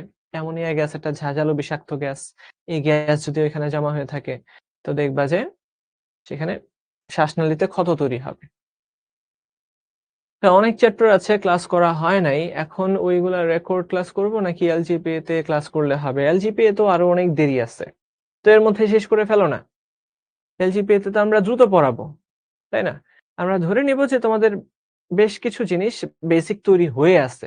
দেখো এখানে 90% স্টুডেন্ট আছে যাদের বেসিক বেশ ভালো তৈরি হয়ে আছে, বা এলজিপিএ তে যারা ভর্তি হবে তাদের হয়তো 50% থাকবে। তো আমরা এটা মাথায় রেখেই একটু দ্রুত আগাবো। যারা একদমই একটা চ্যাপ্টার পড়োই নাই তারা কিন্তু খুব একটা সুবিধা করতে পারবে না। তো যেহেতু আরো 1 মাস সময় তোমাদের হাতে আছে, তোমরা ওই চ্যাপ্টার গুলো দেখে নিবা, বুঝছো? অলরেডি অ্যাপে সবগুলা আছে তোমাদের ওই ক্লাস। ফেসবুক আসক্তি থেকে মুক্তি পাওয়ার উপায়। এখন তো পড়াশোনারই সময়, কিছুদিন পরে আচ্ছা তোমরা খুব সুন্দর সুন্দর প্রশ্ন করতেছো, বুঝছো? আমি মাঝে মাঝে তোমাদের ইনবক্সে আমি তাকাই, মানে এখানকার বক্সে তাকাই আর হাসি। তো একজন প্রশ্ন করছে যে ভাইয়া গ্লাস ক্লিনার খেলে মারা যাবে কিনা, হারপিক খেলে মারা যাবে কিনা। হারপিক মজুমদারের নাম শুনো নাই? ও তো হারপিক খেয়ে মরে নাই, তো মরবে না এরকম আমরা একটা বাস্তব এক্সাম্পল তো দেখছি চোখের সামনে। তবে বেশি খেলে মারা যাইতেও পারে, তবে অবশ্যই হসপিটালে নিয়ে যেতে হবে কেউ যদি খেয়ে ফেলে। হ্যাঁ, যেটা বলতেছিলাম ফেসবুকের আসক্তি এখন সব থেকে কঠিন এবং ক্রিটিক্যাল মোমেন্ট তোমাদের লাইফের। আমি বলবো কিছুদিন পরে এইচএসসি পরীক্ষা, মানে 3-4 মাস পরে নাকি 6 মাস পরে, তারপরে হচ্ছে অ্যাডমিশন। তো এই সময়টুকু আর কতটুকু দেখবা যে চোখের দেখাই শেষ হয়ে গেছে। সামনে এলজিপিএ কোর্সে আসবা, তারপরে তোমাদের টেস্ট পরীক্ষা শেষ হবে, তারপরে হচ্ছে এইচএসসি পরীক্ষা চলে আসবে, এর 3 মাস পরে অ্যাডমিশন। মানে হোয়াট, দেখতে দেখতে সময় শেষ। সুতরাং ওই জিনিসটা একটু মাথায় রাখবা, বুঝছো? সারা জীবন এত পরিশ্রম করছো, যদি শেষটা ভালো না হয় সেটা আফসোসে পড়ে যাবা আজীবন। আজীবন আফসোস করবা যে আমি কেন ওই সময়টা কাজে লাগাই নাই, বুঝছো? একটু বাবা মায়ের দিকে তাকাবা যে ওনারা তোমাদের দিকে কি আশা নিয়ে তাকিয়ে আছেন, বুঝছো? অনেকেই আছো তোমরা, যেহেতু সারা বাংলাদেশের ছেলেপেলেরা এখানে ক্লাস করো, অনেকেই আছো যারা এখনই সংসারের হাল ধরছো। তো এই সময়টাতে এসে বাবা মা বলে যে তুই একটু পরিশ্রমটা কম কর, সামনে অ্যাডমিশন আছে, ভার্সিটিতে যাবি, ওই পর্যন্ত আমরা কষ্টে শিষ্টে তোকে চালাই। তো ওই সিচুয়েশনটার কথা তুমি চিন্তা করো তো, মানে তুমি জাস্ট ভাবো, মানে কেউ যদি এই সময়টা হেলায় ফেলায় কাটায়, মানে তার জন্য এটা কত বড় ডিজাস্টার হবে। পড়াশোনা করতে পারি নাই অসুস্থতার জন্য 5-6 ঘন্টার বেশি, ওইটা তো একটা ভিন্ন কেস, তাই না? তুমি বাবা মায়ের দেখাশোনা করে যতটুকু সময় পাও পড়ো। তো এই পড়াশোনার থেকে তুমি যতটুকু আউটকাম বের করে আনতে পারবা এটাই তো যথেষ্ট, তাই না? তোমার বাবা মা তো আর তোমাকে বলবে না যে তুই এটা করস নাই কেন, এটা হস নাই কেন, ওটা হস নাই কেন। আলটিমেটলি তুমি যদি মায়ের সেবা শুশ্রূষার জন্য নিজেকে ডেডিকেট করে থাকো, তার মানে হচ্ছে আগে আর পরে তুমি ভালো করবা, আল্লাহর রহমত তুমি পাবা, বুঝছো? তো এটাই হয়তোবা যারা পড়াশোনা করে অনেক কিছু করবে তাদের চেয়েও আরো বেশি কিছু পেয়ে যেতে পারো, এবং পাবা, অবশ্যই পাবা।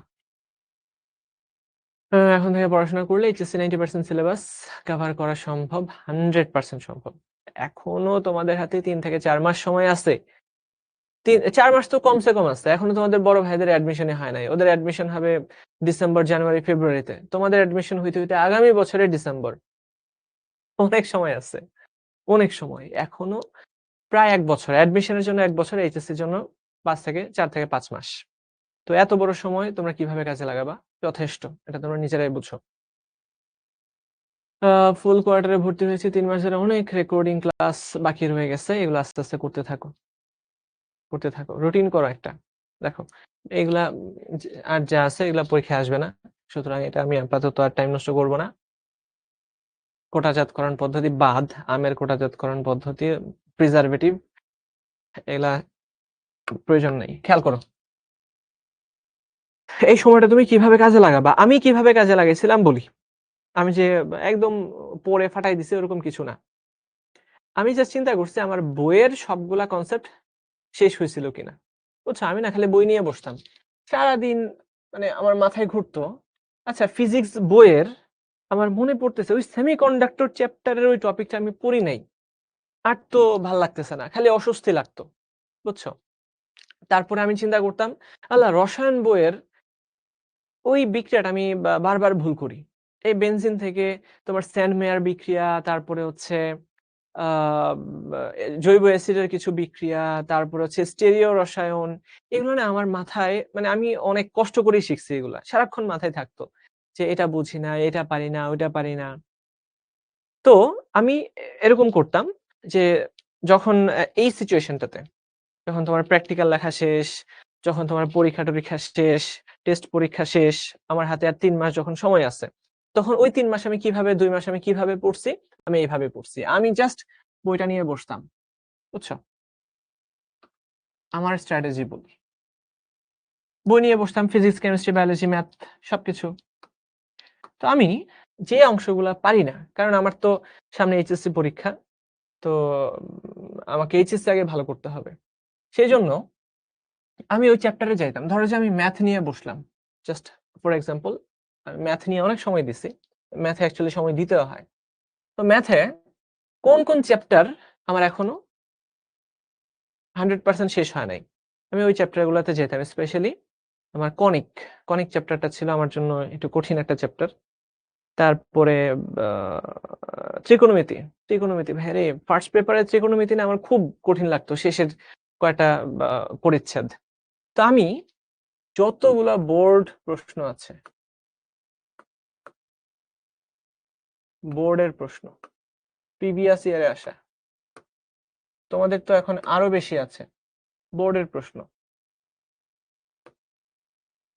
ওই চ্যাপ্টারটা ধরে, এটা ম্যাথের জন্য আমি বলতেছি, একদম বোর্ডের প্রশ্নগুলো আমি একদিন বসে ওই চ্যাপ্টারে সব করতাম। সারাদিন বসে খালি ওই চ্যাপ্টারের ম্যাথগুলাই করতাম। এবং আমি জানতাম যে দীর্ঘ সময় যদি আমি না দেই তাইলে এটা সলভ হবে না। আমি জাস্ট 2-3 ঘন্টা বসে এটা পড়লাম, মাথা থেকে আউট হয়ে যাবে। সকালে পড়বো, বিকালে পড়বো, রাতেও ভাই এটাই পড়বো। কারণ আমি যতক্ষণ না পর্যন্ত নিজের হাতে ম্যাথগুলা করতে পারতেছি বুঝে, আমি না ততক্ষণ পর্যন্ত ক্ষান্ত দিতাম না। শেষ করেই ছাড়বো এগুলা। পরীক্ষায় যেহেতু আসবে আমাকে দিতেই হবে। তাই না? তো না পারলে তো উপায় নেই। তো উপায় যেখানে নাই সেখানে তোমাকে এই কাজটা করতেই হবে। তো আমি এরকম একদিনে, ধরো তুমি যদি একটা চ্যাপ্টার শেষ করতে পারো রে ভাই, জাস্ট চিন্তা করে দেখো এটা তোমার জন্য কত বড় একটা অ্যাচিভমেন্ট। হ্যাঁ, ওভারঅল তুমি যদি চিন্তা করো যে ম্যাথের 20টা চ্যাপ্টার আছে, কেমিস্ট্রির 10টা চ্যাপ্টার আছে, বায়োলজির 20টা চ্যাপ্টার আছে, এই 60-70টা চ্যাপ্টারের মধ্যে একটা চ্যাপ্টার কমই, খুবই কম। কিন্তু তুমি চিন্তা করো তোমার হাতে যদি সময় থাকে 200 দিন, 200 দিনে কি তুমি 50টা চ্যাপ্টার পড়ে শেষ করতে পারবে না? জাস্ট প্রিভিয়াস ইয়ারের প্রশ্ন। ইয়েস, ম্যাথ সলভ করার সময় 100% সলভ নিয়ে বসতে হবে। কেউ ভুলেও এই কাজ করবা না যে সলভ ছাড়া ম্যাথ করতে বসছো। Never ever. কারণ ম্যাথ, এই যে ম্যাথগুলো তোমার বইয়ে আছে, যে মানুষটা সবার প্রথমে এগুলা বের করছে ওই নিজেও এগুলা সলভ জানতো না। বুঝছো? তো তুমি বারবার চেষ্টা করতে, করতে এটা সলভ বের করে ফেলতে পারবা। বা হচ্ছে বারবার মানে হচ্ছে প্রথমবারে যে তুমি সলভ করে ফেলতে পারবা এরকম নিশ্চয়তা কেউই দিতে পারবে না। 90% সম্ভাবনা এরকম যে প্রথমবার তুমি ম্যাথটা পারবা না। কারণ এই ম্যাথটা কোন ওয়েতে গেলে সলভ হবে এটা তো তোমার জানা নাই। জানা না থাকা স্বাভাবিক। বুঝছো? আমার কথা বোঝা গেল?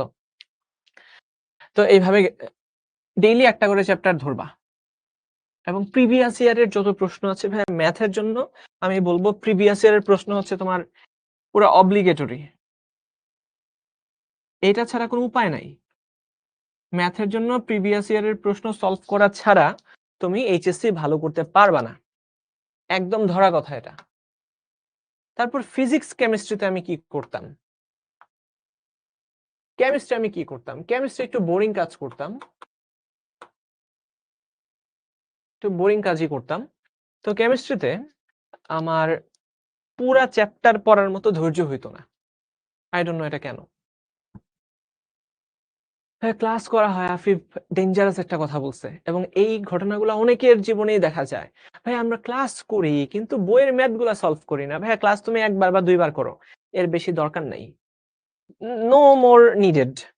দরকারই নাই। সারাদিন তুমি ক্লাস করবা এটার কোনো মানে হইলো? তুমি ক্লাস করে বেসিক গুলা বুঝে নিবা, বুঝে নিয়ে তারপরে সারাদিন বসে তুমি ম্যাথ সলভ করবা। তুমি যতক্ষণ নিজে বসে প্র্যাকটিস করবা এটাই তোমার জন্য পরীক্ষার হলে যাবে। বুঝছো? ধরো আমরা একবার পড়াই দিছি, এটা তোমার হচ্ছে কি বেসটা তৈরি করে দিছে, বিল্ডিংটা এবার তৈরি হবে। এবার তুমি আস্তে আস্তে চেষ্টা করতে করতে ইট গেঁথে গেঁথে একতলা দুইতলা তিনতলা তৈরি করবা। বুঝা গেল? নিজের পরিশ্রম ছাড়া এটা কখনোই সম্ভব না। এটা বিশ্বাস করো আর না করো, যদি না করো পস্তাবা, বাট বিশ্বাস করতে হবে। তোমাকে নিজেকে পড়তে হবে, নিজেকে সারাদিন বসে এতগুলা খাতা শেষ করবা তুমি। হোয়াইট প্রিন্ট, নিউজ প্রিন্ট, যত খাতা আছে সব কিনে নিয়ে আসো তুমি। তোমার কাজ হবে খালি সারাদিন বসে লেখা। এগুলা করতে গেলে দেখবা ফোন টোন চাপার সময় পাবা না। তোমার আমি জানি তোমাদের প্রত্যেকের পড়ার টেবিলে বইয়ের কোনো অভাব নাই।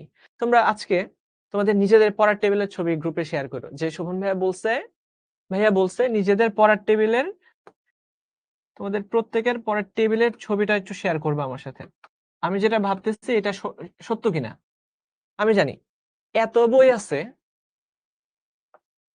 বই আছে যে তুমি হয়তোবা সারাদিন পড়েও শেষ করতে পারবে না। সুমাইয়া আক্তার ভাইয়া পড়ানো শেষ, এই চ্যাপ্টার পড়ানো শেষ, আর তেমন কিছু পড়ানো নাই। সিকিউ সলভ হয়ে গেছে অ্যাকচুয়ালি, দেখবা। Thank you. এর পরের স্লাইড হচ্ছে থ্যাংক ইউ, অর্থাৎ পড়া শেষ। যদি কেউ চাও চলে যেতে পারো, সমস্যা নাই। তো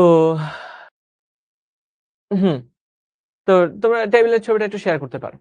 তো যে বইগুলো আছে এই বইগুলো নিয়ে তুমি সারাদিন পড়ো ভাইয়া, ফোনের দরকার নেই। তুমি জাস্ট ওই বইগুলাই শেষ করো। ঠিক আছে? ম্যাথের, ফিজিক্সের, কেমিস্ট্রি, ম্যাথের জন্য তো বললাম বই নিবা, সলভ নিবা, নিয়ে সারাদিন বসে সলভ করবা, ভালো করবা এতে। তারপরে কেমিস্ট্রিতে আমি কি করতাম শোনো। কেমিস্ট্রিতে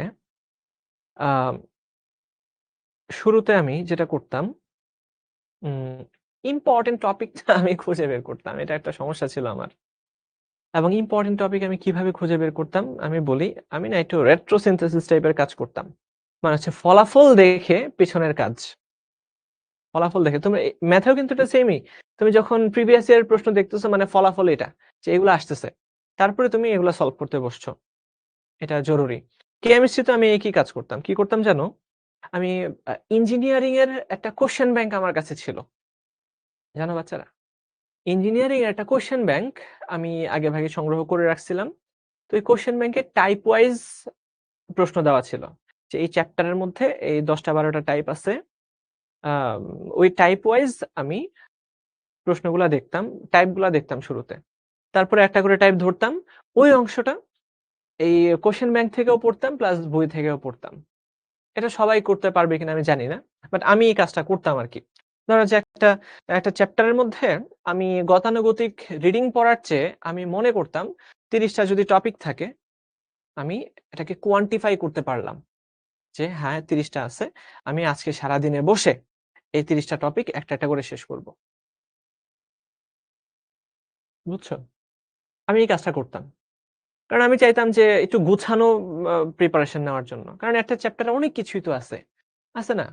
তো দেখা যাবে তুমি যখন গদবাঁধা একদম রিডিং পড়তে যাবা কেমিস্ট্রি চ্যাপ্টার গুলা, তুমি ধৈর্যে কুলাইতে পারবা না, শেষ করতে পারবা না। তো সেই জন্য আমি একটা কোশ্চেন ব্যাংক হাতে নিতাম। কোশ্চেন ব্যাংকের মধ্যে টাইপ ওয়াইজ থাকতো। এই চ্যাপ্টারের মধ্যে এই যে টাইপ 1, টাইপ 1টা হচ্ছে এটা, টাইপ 2টা হচ্ছে এটা, টাইপ 3 এটা। তো টাইপগুলা দেখতাম, প্রশ্ন সলভ করতাম। তারপরে প্রয়োজনে ওই টাইপ থেকে বইয়ের কোন অংশটা আছে ওই অংশটা রিডিং দিতাম।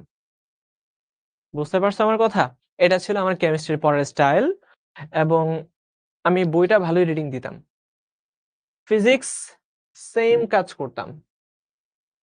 এটা হচ্ছে সরি সেম কাজ না, আমি ফিজিক্সের বইটাই রিডিং দিতাম জাস্ট। রিডিং আমার মনে হয় ফিজিক্স বই 3-4 বার রিডিং পড়া আছে, অনেক রিডিং পড়ছি বুঝছো। ফিজিক্স বই রিডিং পড়তে পড়তে আমার সবচেয়ে বেশি ভালো লাগতো ফিজিক্স। তো ফিজিক্স বই আমি রিডিং দিতাম, প্লাস কেমিস্ট্রি ভালো লাগতো, দুইটাই ভালো লাগতো। তো ফিজিক্স বই রিডিং দিতাম, তো আমি সূত্রগুলা প্রমাণ করতাম বসে বসে।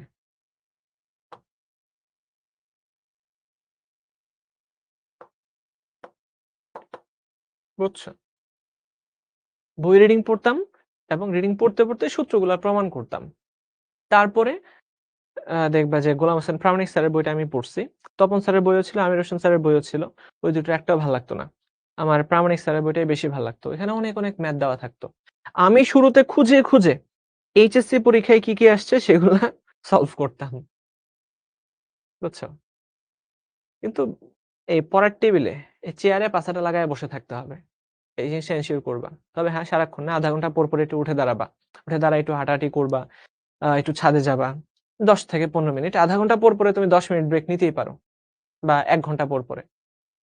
হ্যাঁ, তো এই সূত্র প্রমাণ করতাম। তারপরে প্রিভিয়াস ইয়ারের এইচএসসি যত প্রশ্ন আছে সেগুলা সলভ করতাম। তারপরে আমি যেতাম হচ্ছে তোমার অ্যাডমিশনে কি কি প্রশ্ন আসছে, কারণ ওই বইয়ে কিন্তু সব প্রশ্নই আছে, এগুলা খেয়াল করবা। আগে এইচএসসির প্রশ্ন সলভ করতাম, তারপরে অ্যাডমিশনের প্রশ্ন সলভ করতাম। 3 মাসে তোমার যদি এখন বেসিক থাকে সালমান, তুমি 3 মাসে এইচএসসি এর 100% শেষ করতে চাচ্ছ, এই প্রসেসে আগাও। আই আই হোপ তো 90 বা 100 দিনে তুমি পড়াটা শেষ করতে পারবা। তাহলে আজকেই কেন তুমি এটা শুরু করো না, যে 100 দিনে পুরো সিলেবাস? হয়তো 100 দিনে হবে না, 120 দিন লাগবে বা 110 দিন লাগবে, কিন্তু তারপরেও একটা তুমি গোল সেট করছো, আজকে থেকেই সেই গোলটা সেট করো। 100 দিনে পুরো এইচএসসি, পুরো এইচএসসি সিলেবাস তুমি শেষ করবা। ইয়ে করো যে তুমি আজকে এই ফিজিক্স পড়বা, একটা চ্যাপ্টার তুমি শেষ করবাই, কারণ তোমার অলরেডি পড়া আছে। 100% তুমি একটা চ্যাপ্টার শেষ করতে পারবা পড়ে। রিডিং দিবা শুরুতে, তারপরে প্রিভিয়াস ইয়ার প্রশ্নগুলো সলভ করে ফেলবা, বুঝছো। এবং রিডিং এমন ভাবে দিবা যাতে একটু দাগায় দাগায় দিবা, ইম্পর্টেন্ট জায়গাগুলোকে হাইলাইট করে রাখবা হাইলাইটার দিয়ে, কারণ এগুলো যাতে চোখে পড়ে পরবর্তীতে। অলরেডি দাগানো আছে সবার বই শেষ মোমেন্টে। তো 100 দিনে পুরো এইচএসসি সিলেবাসটা তোমরা কে কে শেষ করতে পারবা, এরকম ভাবে মানসিক একটা প্রিপারেশন নিয়ে নাও, বুঝছো। চাইলে আমাকেও বলতে পারো যে ভাই আমিও শেষ করতে পারবো, দেখি কয়টা নাম আমি দেখি তোমরা কয়জন শেষ করার মতো সাহস রাখো। ভাই শাওন ভাই, সাইব ভাই কোথায়? শাওন ভাই পুলিশ ক্যাডার। তো উনি নভেম্বর মাসের শেষের দিকে, না নভেম্বর মাসে আমাদের সাথে আবারও ক্লাস নিতে আসবেন। এখন ওনার ট্রেনিং চলতেছে, একদম ক্লিয়ার করে বলে দিচ্ছি। শাওন ভাই পুলিশ ক্যাডার হয়েছেন, ওনার ট্রেনিং চলতেছে, ট্রেনিং শেষ করে আবারও ক্লাস নেওয়া শুরু করবেন, ঠিক আছে। আর সাইব ভাই অস্ট্রেলিয়া চলে গেছেন ওনার পিএইচডি করার জন্য। আচ্ছা, অনেকগুলো নাম দেখতে পাচ্ছি। ঋত্বিক দাস, এসওএমসি ড্রিমার, মানে সিলেট মেডিকেল নাকি? ইবনুল, নুসরাত জাহান, শ্রাবন্তী, সাব্বির হোসেন, ফাতেমা মারজান, তাসমিয়া তাবাসসুম, শাহিন ইসলাম, মালিহা মমতাজ, রুকাইয়া, সুমাইয়া জাহান, রিফাত, মাইমুনা, জয় হাসান, আব্দুল্লাহ আল কাফি, তারপরে ইখলাস ইসলাম, লামিয়া জাহান, সবাই সবাই ইনশাল্লাহ তোমরা চেষ্টা করবা এই নেক্সট 100 দিনের মধ্যে এইভাবে ধরে ধরে নিজে ধরবা, একদম টাইম ধরবা, প্রয়োজনে একটা কাউন্টডাউন রেখে দিতে পারো, বুঝছো। আমি আমার পরীক্ষার আগে এই কাজগুলো আমি করি। আমার ল্যাপটপে একটা ট্যাব আমি ওপেন করে রাখি, যে ওই তারিখটা হইতে আর কতদিন লাগবে এটাকে সেট করে রাখা যায়। তো আজকে ক্লিক করব 100 দিন, আগামীকালকে ক্লিক করব নাম আসবে, লেখা আসবে হচ্ছে 99 দিন, এরপরের দিন ক্লিক করব লেখা আসবে 97 দিন। তখন আমি টের পাবো যে 1 সপ্তাহ শেষে আমি কতটুকু শেষ করতে পারলাম। বুঝছো? এইভাবে হিসাব করবা 7 দিনে তুমি 7টা চ্যাপ্টার শেষ করতে পারলা কিনা। এইভাবে ধরে ধরে সামনের দিকে আগাবা। বুঝছো? আর বায়োলজির কথা বলতেছো কয়েকজন। অ্যাকচুয়ালি বায়োলজিটা পড়া আমার খুব অনিয়মিত ছিল। আমি বায়োলজি খুব নিয়মিত পড়তাম না। এটা একটা সমস্যা ছিল। তবে যারা মেডিকেলের জন্য প্রিপারেশন নিতে চাও তাদের তো বায়োলজি পড়তেই হবে। তাই না? তোমরা এইভাবেই তোমরা আজকেই বসে একটা ব্রেকডাউন তৈরি করো। যে তুমি এই দিন, এই সপ্তাহে এগুলা পড়বা বেশি, অথবা এই 2 দিন এই সাবজেক্ট পড়বা, ওই 2 দিন ওই সাবজেক্ট পড়বা, ওই 2 দিন ওই সাবজেক্ট পড়বা। এটা কিন্তু আরেকটা করতে পারো। ভালো একটা ওয়ে। ধরো যে আজকে কালকে বা যখন তোমার কোনো ক্লাস টাস আর থাকবে না, নিজে নিজে পড়বা। 2 দিন করে তুমি সেট করো। 2 দিনে তুমি ফিজিক্সের 2টা চ্যাপ্টার শেষ করলা। পরবর্তী 2 দিন শনি রবিবার ফিজিক্স, রবি সোমবার তুমি অন্য একটা সাবজেক্ট ধরো। এইভাবে ধরে ধরে নিয়মিত পড়তে থাকো। বুঝছো? এরপরের 2 দিন তুমি কেমিস্ট্রির 2টা চ্যাপ্টার শেষ করো। এরপরের 2 দিন তুমি ম্যাথের 2টা চ্যাপ্টার শেষ করো।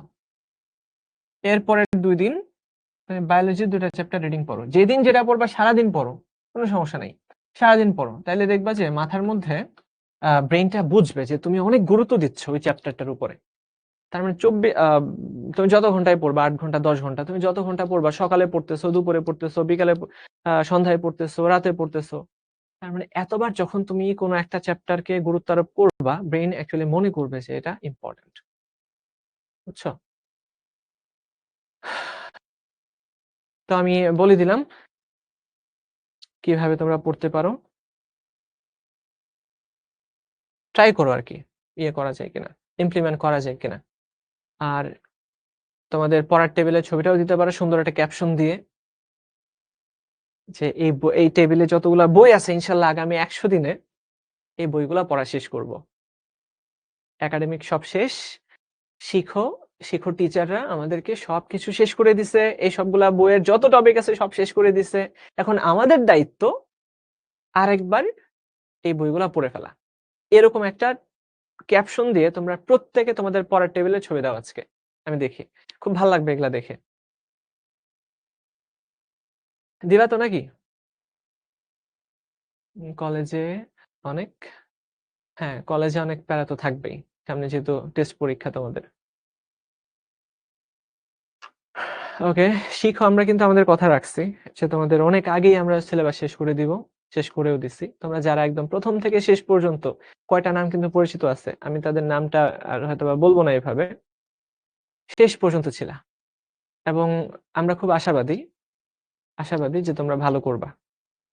মানে 2টা বছর এইভাবে টানা কনসিস্টেন্টলি যুক্ত থাকা, প্রত্যেকটা ক্লাসে কিছু মানুষের নাম সবসময় দেখা যেত। তো আগে ভাগে কংগ্রেচুলেশন জানায় রাখতেছি, তোমরা ইনশাল্লাহ ভালো করবা। আর যারা এখনো পিছায় ছিলা, হ্যাঁ আমি জানি তোমরা কারা কারা ছিলা, তবে অনেকে আবার চুপচাপও থাকতা, আমি জানি না, হয়তোবা তাদের নামগুলো মিস হয়ে যেতেও পারে। হুম, তো যেটা বলতেছিলাম, তো তোমরা তোমাদের এই চেষ্টাটুকু জারি রাখো। আর যারা পিছিয়ে আসো তাদেরও কামব্যাক করা পসিবল, এটা ড্যাম পসিবল, যদি নিজের উপরে বিশ্বাসটুকু রাখতে পারো যে আমি পরবর্তী সময়টাকে যদি ভালো করে কাজে লাগাই অবশ্যই শেষ করতে পারবো। এই বিশ্বাস রেখে তোমরা পরিশ্রম শুরু করো। ঠিক আছে, তাহলে সবাই ভালো থাকো। আবারও অন্য কোনো একটা চ্যাপ্টারে, অন্য কোনো একটা লেকচারে, অন্য কোনো একটা কোর্সে তোমাদের সাথে দেখা হয়ে যাবে। আল্লাহ হাফেজ। আল্লাহ হাফেজ। হ্যাঁ হ্যাঁ, অনেকেই কম কমেন্ট করো আমি জানি, এই জন্যই আজকে বললাম আর কি, যে অনেকের নাম হয়তো আমি নাও জানতে পারি, বাট তোমরা যারা ছিলা তোমাদের জন্য সুখবর। হুম, ওকে।